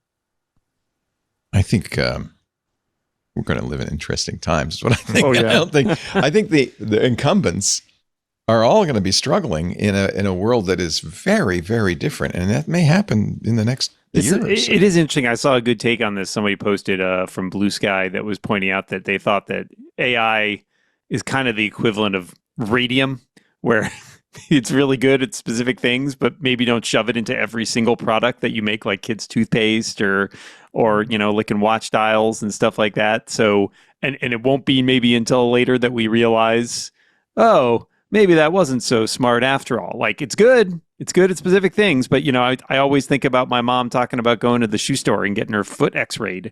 And it's like, why did we have x-ray machines at that wasn't at shoe stores? Not a good idea. Yeah, that wasn't a good idea. X-rays, extremely useful. Couldn't do without them. Maybe they shouldn't be at people trying to sell you shoes. That might be a good analogy. Yeah. For right now, it's like X-rays. We haven't figured it out. Yeah, it is. Well, and they don't know, right? The other analogy that works here is the throwing the spaghetti at the wall, right? Because it's like, this is amazing technology. What's it best at? And I think we already kind of know what it's best at, which is writing software. Everything else I don't know, but it's really good at writing software, because it's, guess what? Computers are good at doing computer things. It's good at computers. And there's an enormous amount of documentation and source material about how to program computers, and they're really good at that. Other stuff, you know, it's kind of hit and miss, but it is going to be interesting. I wrote a piece the other day. I think it was Ben Thompson who said that he was a little worried about Microsoft, and I thought that was really interesting, right? Like, all of the giants are threatened, because even if they seem to be doing well, the question is, do we know what business models will work or not work in an AI future? And we don't. Is Apple's business model blown? Making buggies Apple in an era where the car is about to emerge. Well, this is the thing, is Apple, if they're really good at making beautiful hardware, might survive if that's the thing that survives. Whereas something like what Microsoft is doing, where they've got a lot of enterprise clients running software and they've got a cloud that's doing Azure, but like, it's possible that business model will fall apart instead, and then Microsoft will be devastated by this. But nobody really seems to know right now. Well, and that's the flip side of that is whose business model survives the bubble, if there's a bubble, right? It may be that the Microsoft could come out the other side, but if they end up crashing and burning in the meantime, because everybody's looking in the other direction, they still may not survive. Little game of it's like waiting for the music to stop in musical chairs, right? Yeah. But I think the advantage that the tech giants have is they have so much money. Yeah, I think this is part of Apple's strategy, honestly, is if they wait long enough, they may be able to scoop up a bunch of stuff on the cheap because they are just, in the meantime, they are selling iPhones. And unless there's a moment where people just stop buying iPhones and then Apple doesn't have the money, and then there's a bubble that bursts. But like that's pretty tough timing. And if it happens, it's going to be really bad for Apple. But I think a lot of these tech giants are like, they're playing the game, but they may also be at the point where they're going to be able to sweep in and get a bunch of stuff for cheap because they have money and nobody else has it. Yeah, I am the wrong guy to ask because I'm like one of those people who I saw Jesus in a piece of toast and now my mind is blown and I can't ever stop. Now you're running Linux. You're just all over the place. Yeah. But I mean, I am a true believer. So I'll preface this comment with that. But I do think that what we're about to see is such a big transformation that it's almost impossible to predict what's going to happen. But this will be the year of agents. And Apple has an opportunity, because they are a really good manufacturer of consumer devices, to be on the forefront of that. We don't know what the form factor is. We don't know what they'll connect to. We don't know what's going to be on the back end. We don't know if Google's going to be hosting it. We don't know any of that stuff. But they must be under immense pressure right now to try to, as is everybody, to try to figure this out. And knowing that OpenAI and Jony Ive are breathing down their necks, everybody is. But Apple, if you were going to say, well, which of the current incumbents had an opportunity, I would say it'd be Apple. Well, because there's a large degree of synergy there, right? Like, this is the company that envisioned and productized, right, the graphical user interface, and the let's move computers from typing arcane commands into a command line, and instead let's have a graphical user interface. Yes, they didn't invent it, but they commoditized it. They turned it into a product. And their sort of ethos has always been about, let's help people do stuff with technology and let's make it easy for them. But we also know the innovator's dilemma, and how attached to that mouse are they? Because I don't think the future is going to be mouse. Well, it doesn't have to be about that, but that's the philosophy. The ethos is, how do we make it easier for people to do stuff They have with to technology? Stick to that and not say, but we make, mice. I will tell you, though, I am 100% sure that they teach about the iPod Nano moment at Apple University when they're talking to people about Apple's philosophy. And the iPod Nano moment, for people who don't remember it, is Apple made the best-selling consumer music player. It was the iPod Mini. It was hard drive based, and they discontinued it. They could have kept selling it alongside the iPod Nano, which was flash memory based, and so it didn't have a spinning hard drive and all those things that were great about it. Steve Jobs was like, no, it's gone. They could do that because they had a CEO who was not craven, who was willing to eat and his maybe children. They will again. Who knows? So. But this is part of their culture, and so that is, I think it's not a fait accompli at all. But I think they are positioned in a way where they make. The other thing is, if we live in an agentic future, again, I've said this before, but like constellation of devices, being good at building interconnected hardware, being good at building AirPods and a watch that has sensors on your wrist for your biometrics. Maybe they've got a pin or glasses or things, but they've got the smartphone in your pocket that's got compute and it's got a battery and it's got a screen, because screens are nice sometimes, even in an agentic future. And it's got a connection to your cellular network or your Wi-Fi network. Like, Apple's good at that stuff. That stuff probably still remains important even in a like super AI driven future. Maybe not, but like I that would seem to be a much more disruptive future. And we don't know. I feel like there's percentages you could put. That seems like a low percentage to me, but it's not zero, and it's way higher than I would have said it was like 5 years ago, because this is all changing so fast, and that there's potentially some transformative moments. Leo, I don't know if you read or if any of the other people on the panel read. I was on the beach. Literally, I read Dario Amode's article, The Adolescence of Technology, while I was on the beach, where he's talking about all the ways AI can kill us in the future. Yep. Beach reading, you can't beat it. But how exciting! What I really took away from that, makes you want to stay on the beach, doesn't it? I'm going to stay right here and just wait and see what happens. Moving. But what I really got from that, and he's the CEO of Anthropic. He's a true believer in this. But what I got from that is just this idea that somebody who thinks about AI every day is concerned that we are on the precipice of dramatic change, whether it's good or bad, or we don't know what it is, dramatic change. And I think if you're the CEO of Apple or Microsoft or Google or obviously Meta or any of these other giant companies, that's the thing that keeps you up, is that like maybe 5 years ago, you're like, I don't see any way that we don't just keep gliding to billions and billions of dollars. And now AI comes and you're like, oh, I do see some ways that it all can be laid waste. Is not to worry about losing the race right now, but to skating where the puck is going. And it's very hard to know. But Apple isn't hurt by not being in the race today. Apple will be hurt if they don't go to where the race is going to be at the end. If they're irrelevant in 5 years, they could be irrelevant. Yeah. It's fun to speculate because really almost anything is possible. I mean, I think that Apple might be in a good position because so long as people need a device to run these AI, as long as consumers need a device of some kind, they make half of their money off devices. They can absolutely do that. So they might be in good shape. A company like Google is in good shape because they are a compute services company. This thing requires a hell of a lot of compute services, whether it's training the model that someone else is going to be using, running a model that someone else is going to be using, software as a service companies needing to run AI, companies that want to put software as a service businesses out of business by developing their own AI solutions. They got that covered, and they've got enough money to basically set these things out.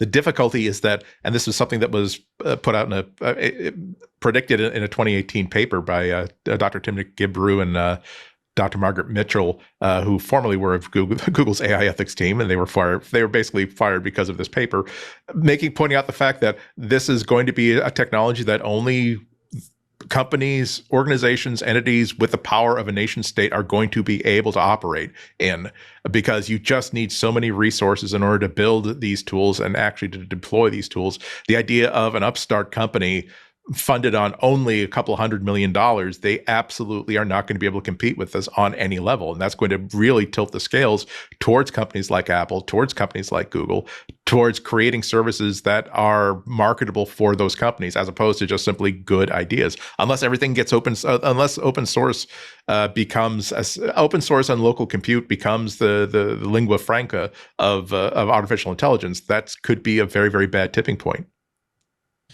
We're going to take a little break here. You're watching MacBreak Weekly. So glad to have you, Dan Morin.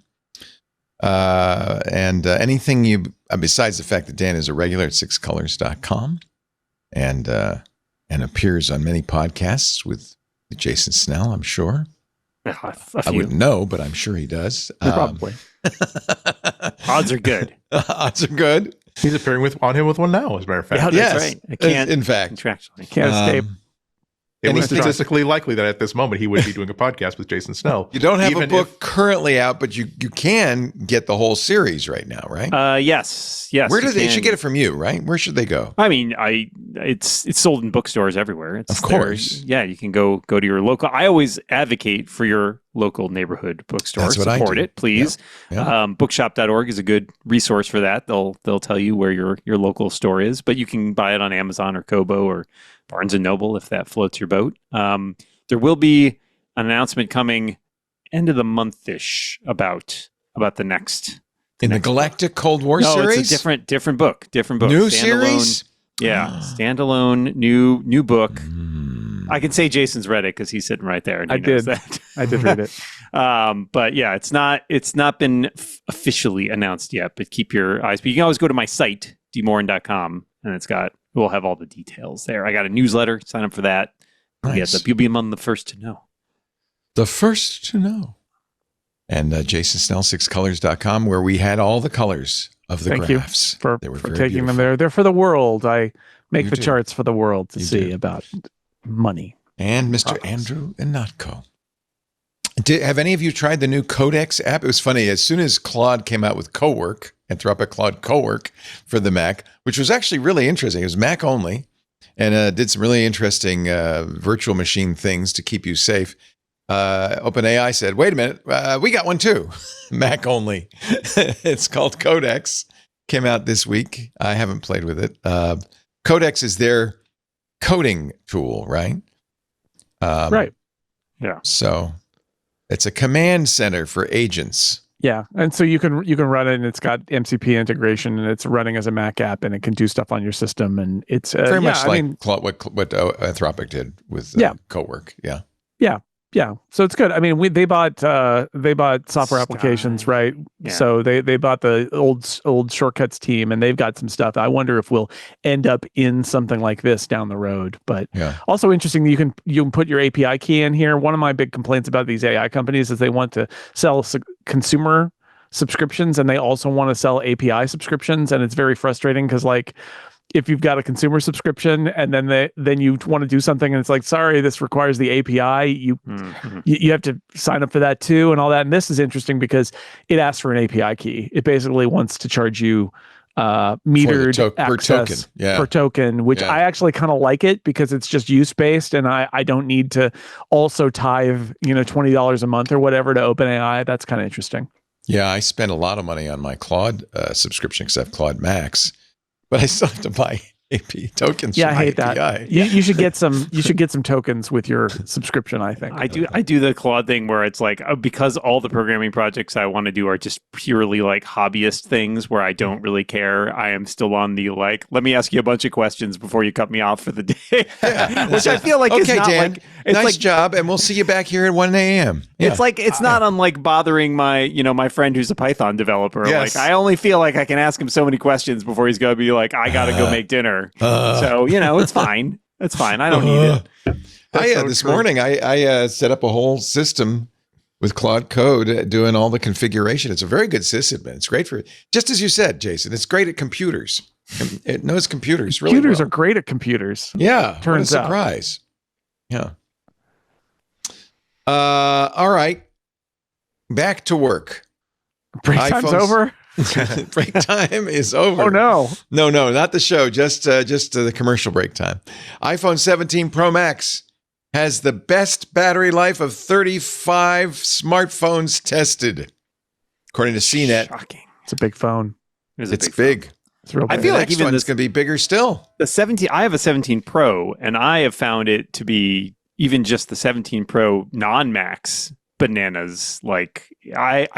I don't think I have come close to running out of battery in the 3-4 months that I've been using it. It's and I've taken some long trips and stuff like that, where I'm out for a day, and I don't think it's even gotten into the little red ball. Hey, you're getting a little risky here. So it doesn't shock me at all to know that the Pro Max, which has an even larger battery life, it has even better battery life. So yeah. And I think they've done a lot under the hood too. It's not just the physical battery size. They really have tuned it. They've done a great job with the optimization of battery life in general over the last several iterations of the iPhone. Honestly, I pretty much never worry about it. I rarely even, I travel if I'm going overnight. I travel with a charging cable, but if I'm going out for the day, even like a full day, I don't bother. It's fine. CNET surveyed using YouGov readers about smartphones. They found that battery life was number one, and AI, they care even less about it than they did last year. We don't care about AI, which is kind of interesting. 11% of smartphone owners chose to upgrade their device because of AI features. That's down from 18% last year. Yeah. Well, I think on the consumer space, caring about AI is a lot like caring about GPU. Because you don't care about the actual stuff that's in the phone. You care about what the phone does. Right. Never mind that, if it weren't for that GPU, you would not have that buttery smooth interface. But they do care about that interface. So that's a good indirectly, point. They care about GPU. The impact. What motivates you to upgrade your smartphone? 2,129 adults in the U.S. responding. Price, number one, 62%. But then longer battery life, 54%. Yeah.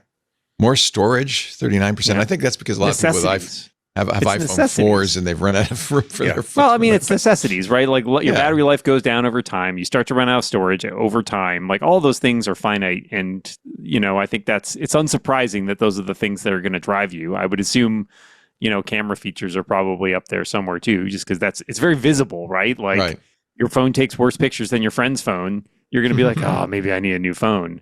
But people don't care about the AI stuff, especially to Andy's point. The AI stuff is mostly not happening on the phone, so it doesn't matter, right? If you're worried about like a chatbot thing or a ChatGPT, your iPhone 17 and your iPhone 12 are probably just as good as talking to ChatGPT as one another. Yeah, they care about how good the photos are, which is a reflection of how good the AI hardware is on the phone. Sure.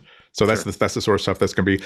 This is why like it's fun to talk about like Apple's opportunities and obligations and problems with AI. But the thing is, like right now, you can slide by. There's not yet a clear indicator of what is going to crack the nut for consumers about. I absolutely the table stakes for my phone are 1, 2, 3, 4. What is going to cause AI to create feature number 5? That if my phone does not have this, why am I even considering this when I'm at the Verizon store or the AT&T store? And that is still a big question mark. And Apple has a couple of years to figure that out. I was really worried you were saying your PIN was 1, 2, 3, 4. That was the same as the code on my luggage. So Thank you very much. I don't know what's wrong with 0000, but if you insist on making it complicated, well, see, that's why like if you're on a popular podcast, if you say it out loud, then you're basically going for the double fake, because people say, well, okay, I know it's not 1, 2, 3, 4, 5 because he wouldn't have said never that. do that. And then I thought this was another great article from Howard. Howard Oakey's just amazing. Yep. Oakley. Last week on my Mac, this is from his Eclectic Light Company blog. Why E-cores make Apple silicon so fast. The only thing that's interesting about this, I mean, it's very interesting, but the takeaway from this article is by having efficiency cores, all of those background tasks, those little, maintenance tasks that are always going on can run on those efficiency cores. So the performance cores are available when you really need performance. So you shouldn't feel too bad when you look at Activity Monitor and you see that your efficiency cores are pegged out all the time. That's how it's supposed to be. That's the good idea. And that those P cores just sleep when they're not needed Unless to do anything. And the more powerful the E cores are, the less needs to go to the P cores. And the P cores are, Apple wants to make those energy efficient. They want to make the efficiency cores powerful, obviously. And there's a little bit of a, they're doing the traffic routing, right? There's software that is actually minding like what processors get what and how it's prioritized and all of that. And I'm sitting here looking at I've got 10 cores right now on this Mac, and 4 of them are efficiency. And I'm doing a video podcast and all of that, and like one performance core is doing a little bit of work and everything else is going on the efficiency cores. And that's how you get better battery life. That's how you get overhead to do super intensive tasks when you need it. But like all the general Apple's profiled its system. It knows what low level stuff is going on in the background that can be done just on the E-cores. And that's how you get the really great battery life is having good E-cores that just don't use power. It's like, why not make the entire plane out of the black box material? Right, only efficiency cores. All efficiency cores all the way down. Actually, that's the moral to that story. You need efficiency cores so that the performance cores can do their thing.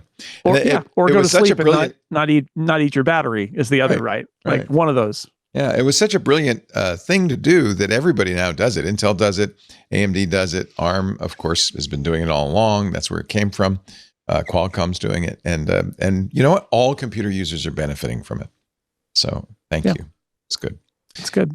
FBI said, "Oh, this is such good news. I love this." Remember when they sent the FBI after a Washington Post reporter because she had the temerity to do her job? They took her phone. They took her computer. The FBI could not get into her phone because she had turned on lockdown mode. It works. Yep. Good news. And they were unfortunately able to get into her MacBook because she was locking that down with biometric, or she hadn't shut it down. She hadn't put it into anything. Yeah, they're really important, by the way. Yeah, the courts have said that they can use. In fact, they had a warrant that said you have to unlock your phones with your fake face or finger. Yeah. But courts have held that the password they cannot force you to give. The law is hysterically funny. It's a password because it's a piece of information that's inside your head, and the law cannot compel you to give you information that's inside your head. Whereas your fingerprint is not that; it is simply a tangible, fungible, publicly available object, and therefore they are entitled to force you and compel you to use it. Yeah, so it's like, wow. as I said, the law cracks me up sometimes.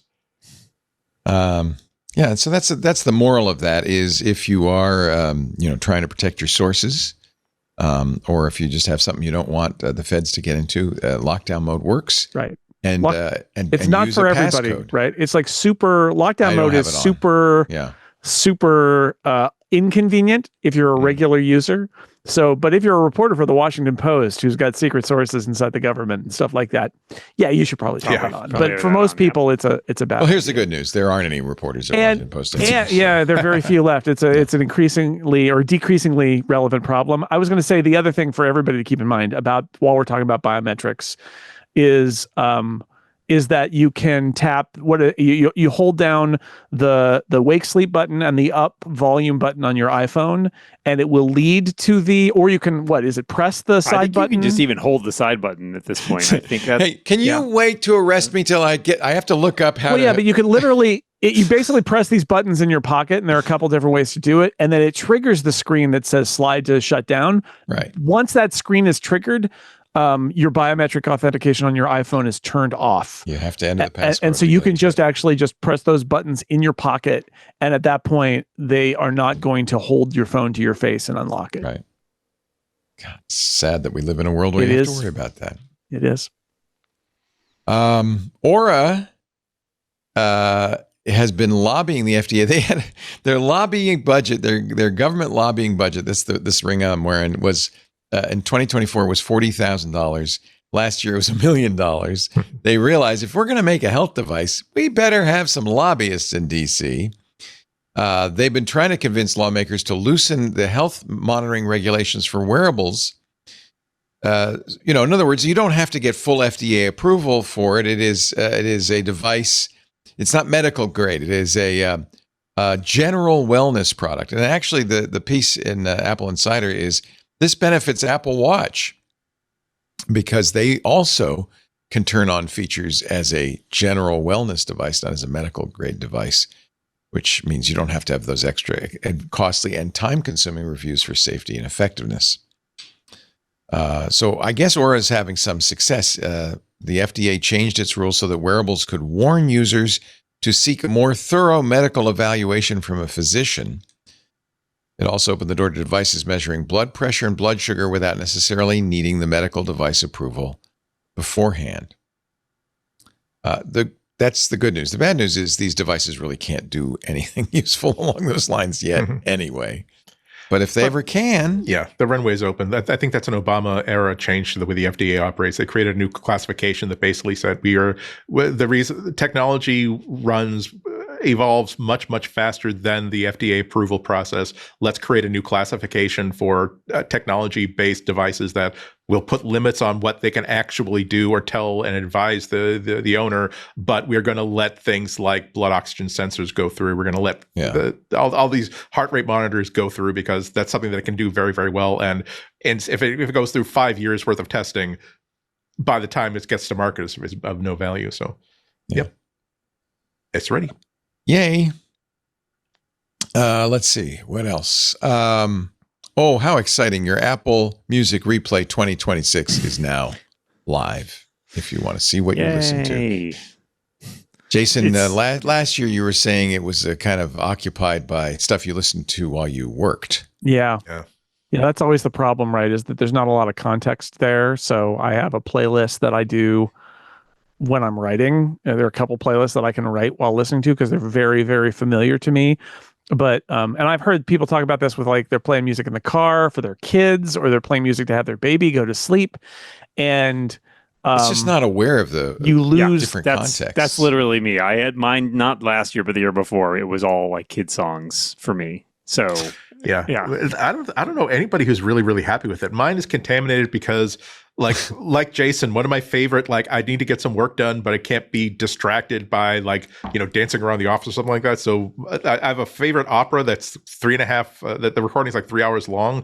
And even if I'm not necessarily listening to it every single day, it so contaminates my stats that, your number one favorite musician is Leon Cavallo. Okay, no, actually not really. I mean, I don't listen to that while it's Yeah, I'm amazed that they haven't. There isn't like sort of a war, at least amongst pride of developers inside those services. Says we got to make these things actually better. Not everybody's listening to 100 different things every single day. In November, Spotify did come up with a feature called "Exclude from my taste profile," where basically you can say, "This is not a song I listen to because I like it." Do not use this to judge. Do not judge. It's very do not indie rock. judge. I don't even like that song. Exactly. I just listen to it 100 times just to make sure. Right. Well, I make sure I don't like it. You can use it to lie to yourself, but more likely it's going to be like, oh, I don't need that kids album to be recommended. You listen to kids albums, so here's a playlist full of kids songs. Like I don't want that. That's like my YouTube. My YouTube homepage is just full of videos of trains because all my child does is watch videos of trains. You almost want like all of these services that have these algorithmically generated things ought to have an incognito mode, essentially, to say like what I'm going to listen to now. Do not pay attention to it with your algorithm because I do that, Dan, too, with YouTube. Is sometimes I got to click on a YouTube link somebody sends me about something, and I'm like, oh, okay, this is kind of interesting. But now I hesitate to click on the link because I'm like, oh, what's this going to do to my algorithm? It's going to ruin it. It's going to think that I like whatever this thing is, and maybe I do, maybe I don't. I don't know. Delete from history. Yeah. Yeah, you can do that. But there's nothing I'm ashamed of. There's just please. Yeah. I checked out this Labubu video because I want to know what the hell is a Labubu. Please don't give me 800 hours of Labubu content for the next 2 weeks. This is what's wrong with algorithmic recommendations in general. Just dumb. Yeah, they're not smart enough. That's just smart. it. They try to be smart, but they pretend they're smart. Yeah, that's right. That's where they need more data about us. More data. If we could just carry a microphone around at all times, it would listen in. And you could just say, hey, I don't like this song.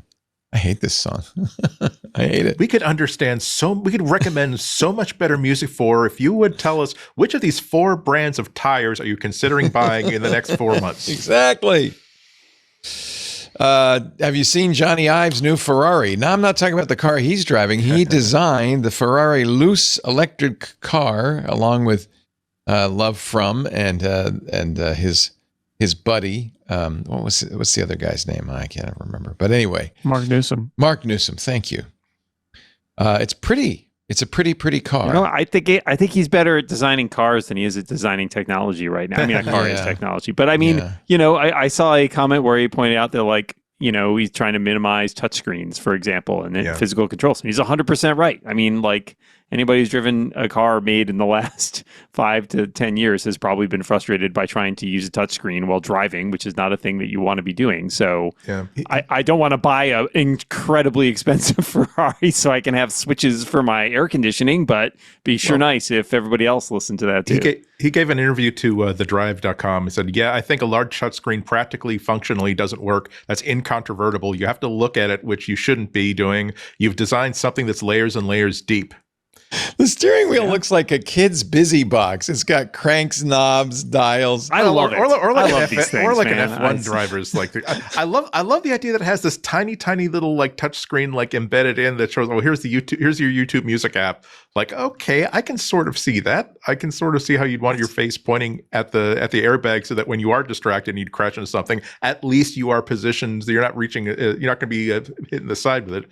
But yeah, it does look nice, and that is exactly like lots and lots of little screens to take the place of mechanical and real stuff. switches. Yeah, I hate center dash like touchscreens. I hate them. I drive a 2012 Volkswagen GTI. That's a stick shift.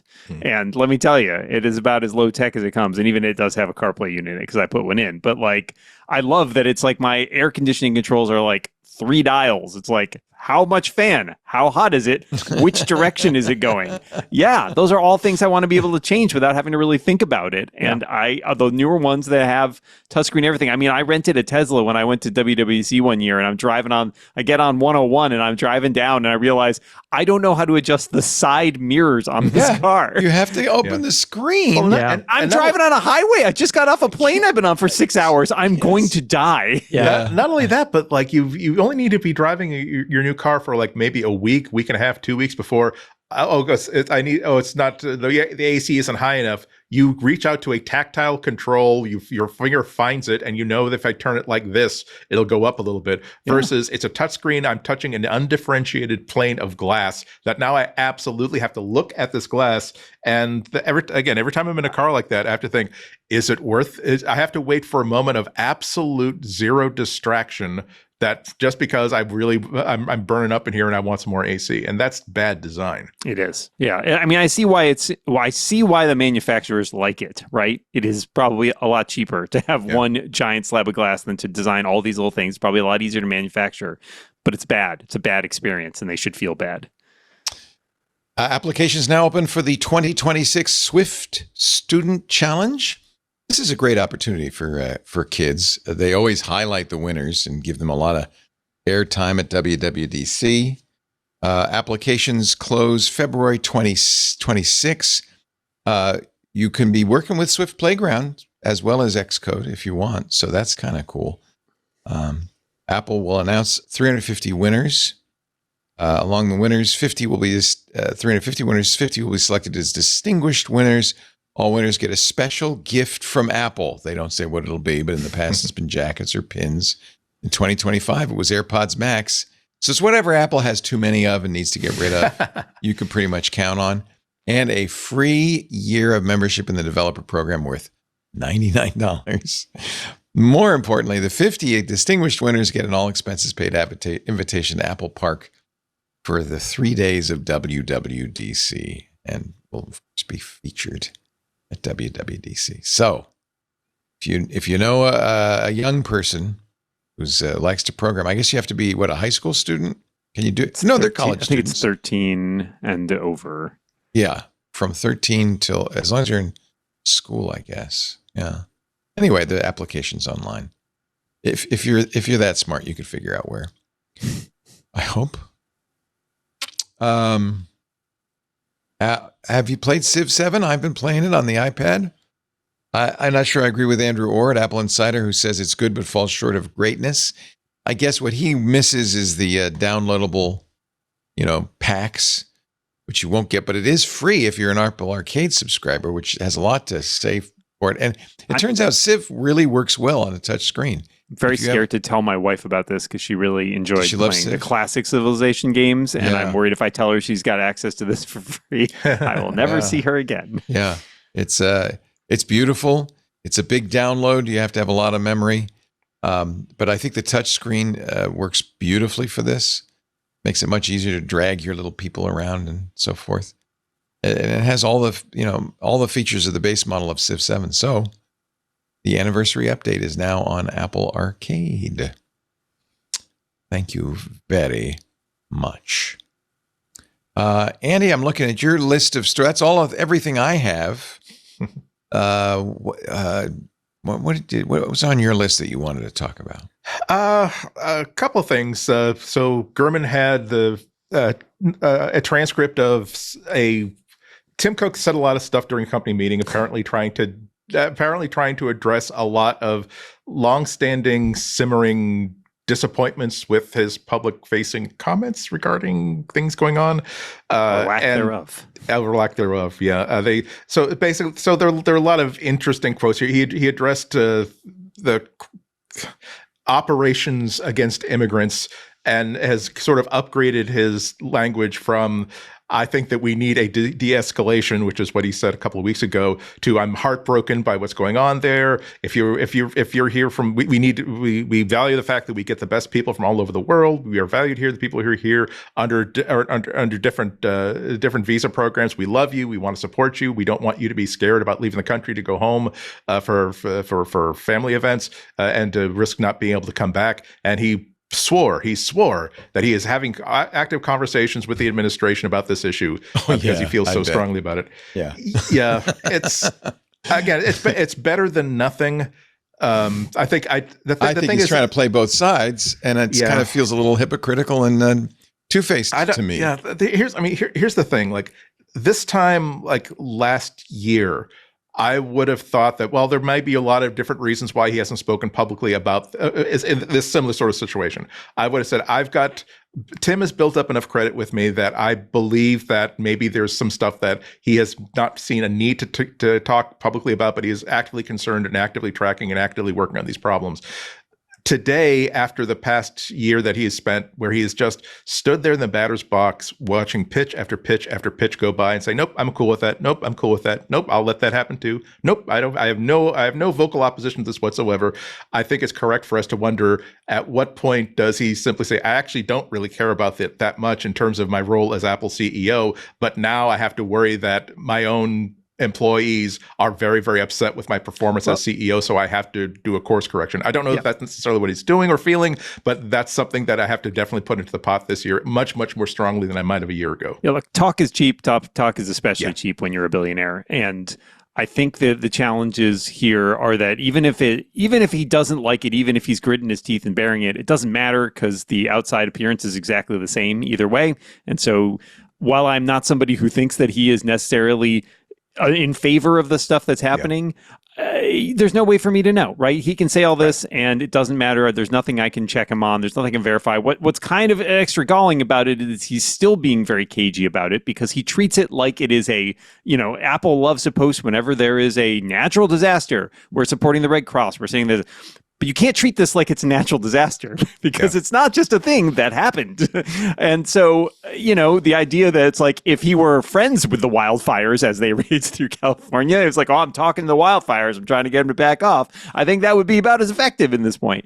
So I don't know. It feels certainly cold comfort, I think, to anybody out there. I think what's interesting about there's sort of a failure to take a longer view here, right? Because everybody talks about, look, you got to protect the interests of the company, the shareholder value, et cetera, et cetera. And there's something to that. But I think that we've treated that as a very much like a single metric problem, whereas in fact, it's a multiple metric problem. Because if your employees are unhappy and your employees start leaving or doing things to show they are unhappy, that will also hurt your company, right? That will also hurt your bottom line. Just viewing it about the stock price or about whether or not the government can put tariffs on you is only one dimension of this problem. And I think I would have said prior to this that Tim is smart enough to realize that. And now I feel like maybe he isn't, or maybe he's just worrying too much about the threat. And the bottom line is sooner or later, there is going to be a thing that he is going to have to stand up and take issue with, right? Because just look at the trajectory. That's the way it's going. And the answer is, if you're going to have to do it eventually, why not do it now? Right? I mean, he did it. Or yesterday. Apple did sponsor Bad Bunny's halftime show. That's the merest of mere things. And it's not like it didn't help them, right? I mean, I love Bad Bunny. It's great, says Tim, as people get hauled off the streets. It's just not enough. It's not enough. As you're at the premiere of a movie of the first lady, which is that's the stuff that can. It galls me more than it probably should, because I can sort of see, okay, you know what? You got a new president coming in. You're going to donate $1 million to the inaugural committee.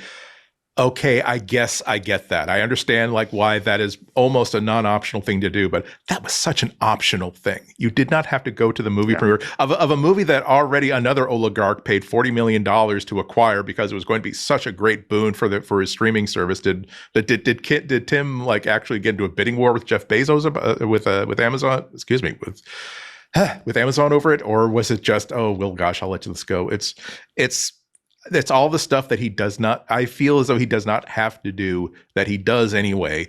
That also going to the mix is that, whereas a year ago I might have thought there are things you kind of have to do when there's a new administration. You have to make sure that you have an open conversation. You have open conversations and access, and some things are very easy. When things are easily for sale and you can afford to buy them, you buy them.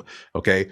However, I do think that the line is very fuzzy between Tim saying, well, I just have to do what's best for the company, and we're in a defensive position. We want to be able to talk about tariffs. We want to be able to defend ourselves against all these policies that might be affecting us. How much of it is that versus how much of the pie chart is we see an unprecedented opportunity with a presidential administration that is willing to roll over for us on all kinds of things that were absolutely unattainable for us in the previous two Democratic administrations. We need need to strike while the iron's hot, because we can make so many gains here at the expense of a whole bunch of entities that we don't really care about. These are now questions that I'm asking very, very actively myself today, that I was like, okay, last year, that's a possibility, because again, businesses are businesses, but now it's really part of the foreground of the conversation, as opposed to a list of things that have to be considered. They have a credibility problem they did not have a year ago, and that's voluntary on the part of Tim Cook. I was struck by the damage control aspect of this, because obviously that happened. He went to the premiere when there was somebody lying in the streets in Minneapolis, and I agree. I think that, that's when I had some bad chili earlier, I gotta go. But then he came out, he felt like he needed to come out with a statement. So he released a memo to Apple employees, which got leaked obviously immediately, and they knew it would. And what's funny is that obviously wasn't enough, because that was a very restrained, like I emphasize de-escalation. And so then he does a very rapidly, I got several people who were like, is something going on at Apple? Because we just got an all hands meeting that happened very quickly. And in that, he basically tried to, he said a bunch of words to try and say, something similar to what he said before, because that first time didn't work. And I don't think it was particularly effective the second time either, because clearly they've decided they don't want to challenge the administration because they're afraid that they will be punished. And I guess the question is, will there come a time, like Dan said, will there come a time when something happens that some of these people in power say, okay, I can't go along to get along anymore. And it hasn't happened yet, so maybe it never will. But I think that's the open question there, because as for his reasoning, I really believe that when he refused to go to Saudi Arabia to FET MBS, and Trump complained the whole time that Tim Apple wasn't there, I think they were like, okay, he's tracking our every move. And Tim Cook is like, all right, I'm going to say yes to everything now. And, right or wrong, I think that's what happened. Yeah, I think it could have taken it a step further to make him do something, but I understand the natural. Again, the corporations are conservative by their nature. They have money. They would like to keep it. And, I've written this a bunch on Six Calls and elsewhere, like, you don't look to the corporations to be the one leading political change, because they will not. There is not really an incentive in it for them. That's the system that we've built for ourselves. Right. Their incentives are financial. All I ask is that I want to see Tim Cook stop making these posts about how concerned they are about things happening in the world. Like, just, be that you own it now. This is who you are. Celebrating Martin Luther King's birthday. Yeah, that's nice. We've talked about lines in the sand and bright red lines before with Apple, about China and about Russia. And we've yet to come up against any of those bright red lines. I don't see that happening here either. Well, they drew a line in Russia eventually. They just it was had a small to invade enough market they could do invade another country, right? Yeah. But it seems like it's going to take a lot more than that, but it does feel like that's certainly a thing that could happen. And the question is, to Jason's point, as this escalating level of damage control, if this town hall didn't cut it, is he going to be forced to take some additional actual action to try and assuage his employees further? Whether it's even just say, like, let's donate some money. I'm just trying to save your job. I'm just trying to save your job here. And maybe they say, we don't care. I'd rather be unemployed. Again, particularly when it's like, I think Google and Apple and a couple other companies were actually advising their employees that, hey, if you're here on a visa, maybe don't go home for the holidays, because we don't know if you're going to be able to come back in. This isn't an abstract, oh gosh, I really wish that he would take a firm stance. Like, these are employees that are like, I don't know if I have a future in this country. I have a spouse, I have kids, I have property here. And if my mom is dying overseas, I don't know if I can afford to go back there to basically say goodbye to my mom, because I don't know if I'll be able to come back into this country. You're our CEO. Fix this. Pretend that your employees have a certain amount of value to you. So that you can see the level of frustrations just building and building and building, because, again, standing in the batter's box, watching pitch go by after pass you, at some point, people kind of start connecting dots and saying, he is never going to take a swing. There is never a situation in which he's going to do anything other than what seems like the most calculated beneficial thing for the company in a broad abstract way. Meanwhile, a lot of people here in your company are actually suffering. Right. So, he's not alone in that either. I think it just cuts deeper Exactly. because Apple used all these values to sell talk products. a really big game. Right? They talk a great game. They use it as marketing. We care about this and this and this. And that, I think, there's people also have an emotional connection with the company in the way that they don't with many other companies. And that makes it feel more betraying when something like this happens because people build their identity around these things. And That's so, why Apple's unusual. I don't think anybody would be surprised if the CEO of Ford went to, the Millennium. or even Microsoft, Or right? even Like Microsoft. people are like, But I give Apple has Microsoft set money, they itself up give me to a be business thing. Yeah, it's more than it's just another transactional. company. Yeah. And that's on us. If we ever thought that if we ever thought that a $4 trillion company is no, two hippies in a garage, that really is on us. And there's of course maybe it's good that there's this necessary course correction that, and again, and all this conversation, I might be saying harsh things about Tim Cook. I don't think he's a bad guy. I'm not attacking him, and I don't think, oh gosh, he's a piece of scum. He's a piece of gum that I want to scrape off my shoe. I'm sure he's a fine gentleman. It's just that there is some course corrections that are happening here in public perceptions that perhaps were necessary and a long time coming. And don't kid yourself that anybody who took his job wouldn't have to do the same thing. Exactly. I mean, that's the other thing. And, People advocating for him to leave is like the next guy is God, going to have the same exact problems. And especially if it's somebody coming in who has no political capital in a business where they are the brand new CEO, they can't afford to go and just immediately switch on a dime. I mean, they're kind of stuck in this way, and that's a tough position for Tim Cook. But there's also the flip side of that, which is he has leverage. He is incredibly successful as their CEO. He has done so much for that company to grow it from where it was when Steve Jobs handed over the reins to him. You can use that and force, people to try and make decisions. At least try. Yeah. We're going to take a break. When we come back, picks of the week. So if you would prepare them, I would be very grateful. Our show today brought to you by our club members. I just looked at the numbers for this year, and the club now pays supports about a third of our operating costs. That's a huge amount. So thank you. I am very grateful. And if you're not a member of the club, I'd love to get you in the club. It makes a big difference to us, keeps us going, keeps the shows going, keeps our hosts paid, keeps our staff paid. And you get some benefits. You get ad-free versions of all the shows. You get access to the club, the Club Twit Discord, all the special programming we do. If you're not a member, can we please join us? twit.tv/club twit. We'd love to have you in the club. Time for our picks of the week. Mr. Dan Moore, why don't you kick things off here? Sure. A TV show that I've really been enjoying recently. It kind of been sitting there because it came out, I think, at the end of last year, and I've sort of filed it away as, I'll get to it one of these moments. And I didn't until just last week or two, is Ponies on Peacock, which is I love the trailer. I haven't seen the show yet, but I love the trailer. It's very good.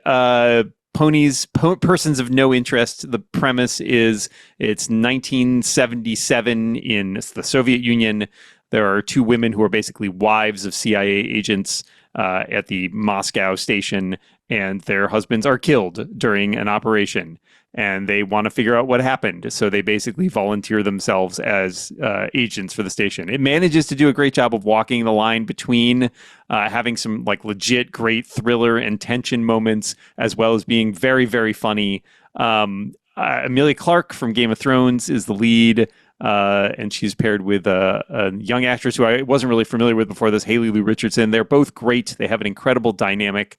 I appreciate how much this show is willing to not only foreground two women as these characters, but also just have a sensibility about it that deals with some of the positions of these women who are essentially, trailing on after their husbands in these assignments, and then get the ability to literally become agents in their own life, as well as have agency over their own life. Great supporting cast. Adrian Lester from the fantastic BBC show Hustle from many years ago is in this. A bunch of other folks from little roles, and then just a ton of people who they've I swear, straight out of central casting for Soviet Russia in the 1970s. They nail the look, the feel, the production values are great. I am obviously a huge Cold War spy fan, and this really scratched the itch for me. Oh, good. I love that. I love that genre. It's good. Yeah. It's a lot of fun. I'm literally, I think I have like half of the last episode to go. So maybe it all falls apart in those last like 20 minutes. But so far, I would definitely recommend it if you enjoy that kind of thing. I don't know if they're doing a second season or anything. I haven't really, since I'm just watching it, I hadn't seen any news about that one way or the other. But I feel like it's been really solid. Peacock, ponies, persons of no interest. I watched Train Dreams last night. I'm trying to watch all the Academy Award nominated movies. That is a beautiful, beautiful. I heard it was movie. a little depressing though. So It's I'm about very life. light these days. I know. It's about life. Did Life's you ever already- see yeah. Werner Herzog's Perfect Days? It's like that. It's just a kind of day in the life of, a life of a life, because this one goes on. But I thought it was quite beautiful. But yeah, good. I'm going to watch Ponies. Thank you. Yeah. Thank you. I'm going to mention, I haven't tried it yet, but I'm going to mention it as a pick. I don't usually do picks, but I do use prompters, teleprompters. And I thought this is such a clever idea. A teleprompter for your Mac that uses the notch. Well, it doesn't. It can't use the notch, but it's right under the notch. And since the notch holds your camera, that's a perfect place for the teleprompter. It's called Moody, $49 or $59 for a lifetime. I haven't tried it because I have my own actual teleprompter over the camera. But I think if you do a lot of Zoom calls and you're a YouTube star and you're trying to read stuff on camera, this is probably a pretty clever idea. It just came out this week. Moody. I like the name too. And I just love the idea of using the notch for something. Anything. Andy Anako, pick of the week. This is Hourly Comics Day, or at least this week is kind of Hourly Comics Day. 20 years ago, a bunch of artists, cartoonists decided that, hey, let's all do a challenge together where we will spend the entire day drawing like basically documenting our day, like one comic strip, like an hour on like what's going on in the day. And this is the 20th year that they've been doing it, and the results are really, really amazing. I'm finding that if you go to the Hourly Comic Day hashtag on Instagram or Tumblr or almost anywhere, you're bound to pick up a list of really, really good cartoonists that you're going to want to follow, whose work you're going to enjoy for many, many years to come. And it's a really, really tough challenge. There's some that do amazing, like finished, polished comic strips, like 8, 9, 10 of them that cover the course of the day. And maybe they'll wait a few days to like actually finish writing them up. Maybe they won't. Some of them are. Some people are just like, I'm just going to draw and post one an hour as quickly as possible. And even that's kind of interesting because it's a very, very loose sort of composition. But it's something that I look forward to like each and every year because once again, there's some of my favorite cartoonists I discovered, like Lucy Nicely, mostly because of, hey, wow, it's Hourly Comics Day. Who is that? My God, that art is wonderful. Her storytelling is impeccable. And wow, she has graphic novels. I'm going to buy like almost all of them. So there is a website, hourlycomicsday.com, that has links to like hashtags on the services. But again, if you just go pretty much everywhere where graphics gets posted and do a search for Hourly Comic Day, Hourly Comics Day, HCD, put aside a couple hours because you're going to have a lot of fun looking at a lot of great cartoons. Yeah, it's just Blue Sky's full of them. Instagram. Really cool. Really neat. So they have to do a comic in 1 hour? It's loosey-goosey. They can do it however they want. Some of them actually do it like as a sprint where every single hour they're going to spend like 5 or 10 minutes finding something to draw about. Oh, neat. So some of them, however, like I think like Lucy Nicely, like my friend Danielle Carceto, will basically just keep notes on what they want to draw, and then over the next 2 or 3 days, they will draw all of the scenes that they basically took notes on over the course of the day. They can implement this any way that they want to do it, which is why, again, there's the ones that are really, really polished are great. The ones that are really, really spontaneous are great. There's so much to choose from that it's quite a nice little artistic buffet. Here's one called Oops.ping. Oops, I forgot about Hourly Comics Day. Yeah. Thank you, Andy. Jason Snell, you're the last but not least pick of the week. All right, we're actually going to go back to Peacock a little bit. I didn't know Dan and I were in such sync that we were going to talk about NBC Universal streaming service, but I am picking. It's not a draft, whatever. My pick of the week is curling. Yeah, the entire sport of curling. My God. All of curling, Jason? All of curling, Oh Dan. my God. All of curling. It's an Olympic sport, ladies and gentlemen. It's an Olympic sport. It's a Winter Olympic sport. The Winter Olympics are happening now. The U.S. won its first mixed doubles medal ever. Wow. It is Beating that Canada, happened, huh? That happened today. Canada didn't even make it to the medal round, folks. Shocking.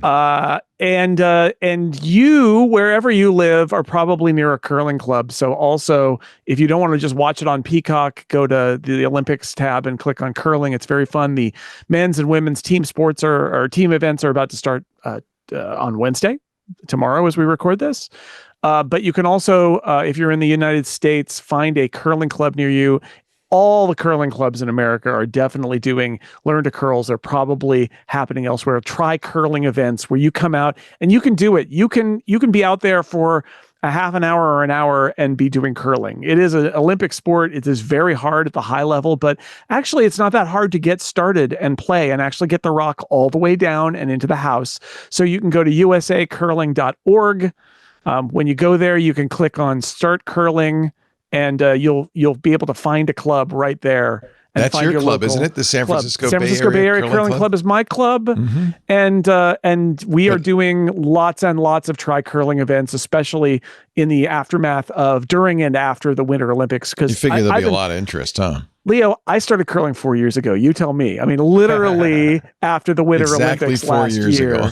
And and if you're in the Bay Area, we have a dedicated. Some places they do it, at weird hours on ice rinks that are also used for figure skating and hockey and stuff like that. If you're in the Silicon Valley Curling Club, you could do it in the Sharks Arena. You can. Arena ice is not as good. It's not as consistent as dedicated curling ice, which is what we have in Oakland. Yeah. Right now, we're the only club in California that has dedicated ice. But regardless of what ice is near you, try it out. I thought it was a real kick. It is known as chess on ice. It is strategic. There's a lot of strategy involved. It is something you got to think about, but also then it's physical. I often will liken it to playing chess where you can't just play chess. You have to take the piece and stand like several feet away from the board and toss the piece and hope it lands on the right square.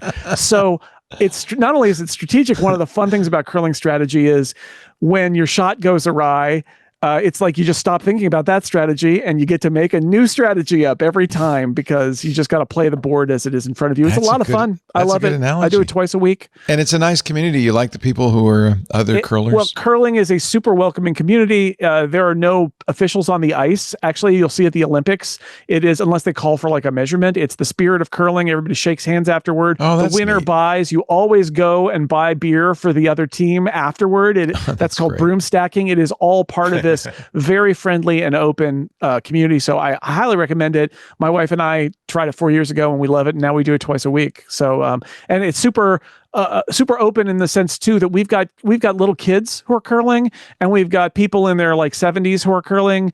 There's wheelchair curling, which is very easy to do. There's lots of openness for people to try it. And you may get hooked. So like me. People won't laugh at me if I come out there and Oh no, not at all. Not at all. It's super welcoming. And then if you don't want to do that and you just want to sit on your couch, all that curling is on Peacock and a bunch of it's on USA Network and CNBC in the US. But also if you're in the US and you're just streaming, just look at Peacock and check it out. It's fun. In fact, right after this show, you can go watch the replay of the gold and the bronze medal matches of mixed doubles. And then, like I said, the 4-person version will be starting tomorrow. Nice. Jason, can I ask a relevant question? Does Apple Watch do curling tracking? I absolutely have a curling workout on my Apple Watch. Nice. It is in there.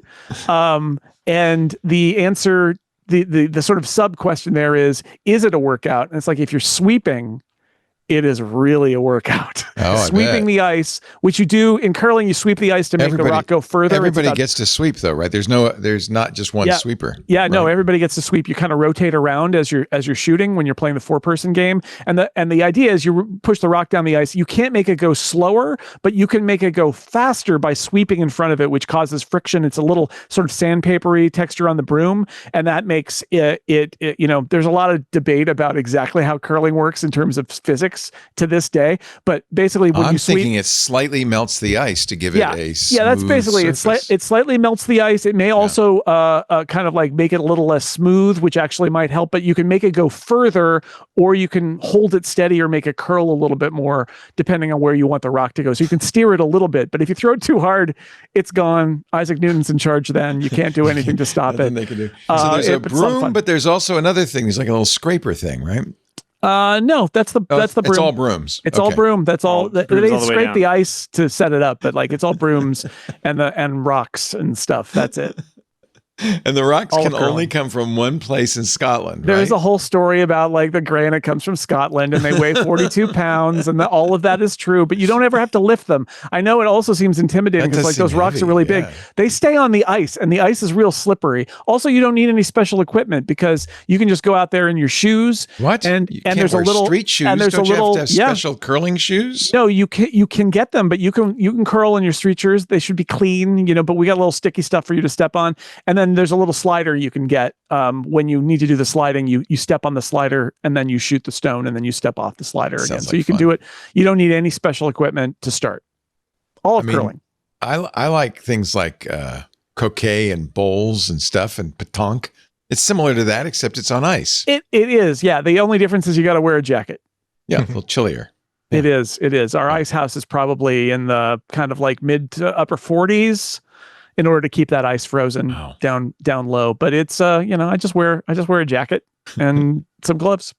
In other words, there's no curling on the beach in Hawaii. No, that's No. a different Sand thing. curling. Sand curling is But that's you were- all but- friction. But a you no one summer can were Olympic win. thinking about curling. Yeah. Jason Snell, sixcolors.com. That's the place to go. All of his podcasts at sixcolors.com/Jason. Yes, indeed. And of course, you do together with Dan Morin, you do the Six Colors podcast. Yes, that's for our members. So you gotta give us some money and you can listen to a podcast that we do Guts. that I think is really good. The members say they love it. That may be the reason they give us Nice. money. Is for And the we don't podcast. coerce them at all. They just unprompted. They say how much they love it. They kind of do. It's wild. It It is was wild. never a core part of our membership strategy, and yet, so people love podcasts. Leo, I've heard that. Yep. I've yet to see the evidence, but I've heard it. one day we'll know. One day we'll know. One day they'll look back and say, well, they must have known something. Inventing this thing called podcasting. Yep. Dan, it's so great to see you. Thank you for being here. Really appreciate it. It's always a pleasure. Sixcolors.com also. Don't forget his books at, what is it, danmorin.com? That'll work. dmorin.com, danmorin.com. I own them all. You own all the I Morins. took Emma Stone's advice about all the domain names. That was I very created. funny, that Squarespace ad. Until I think about $8 million plus whatever they paid Emma Stone They got them and all. whatever they paid Yorgos for directing it. That's the amazing thing. They could throw a little bit of that to some of my other podcasts. We could use some Exactly. They advertising used to budget. Come on. advertise on our show. They said we were too expensive.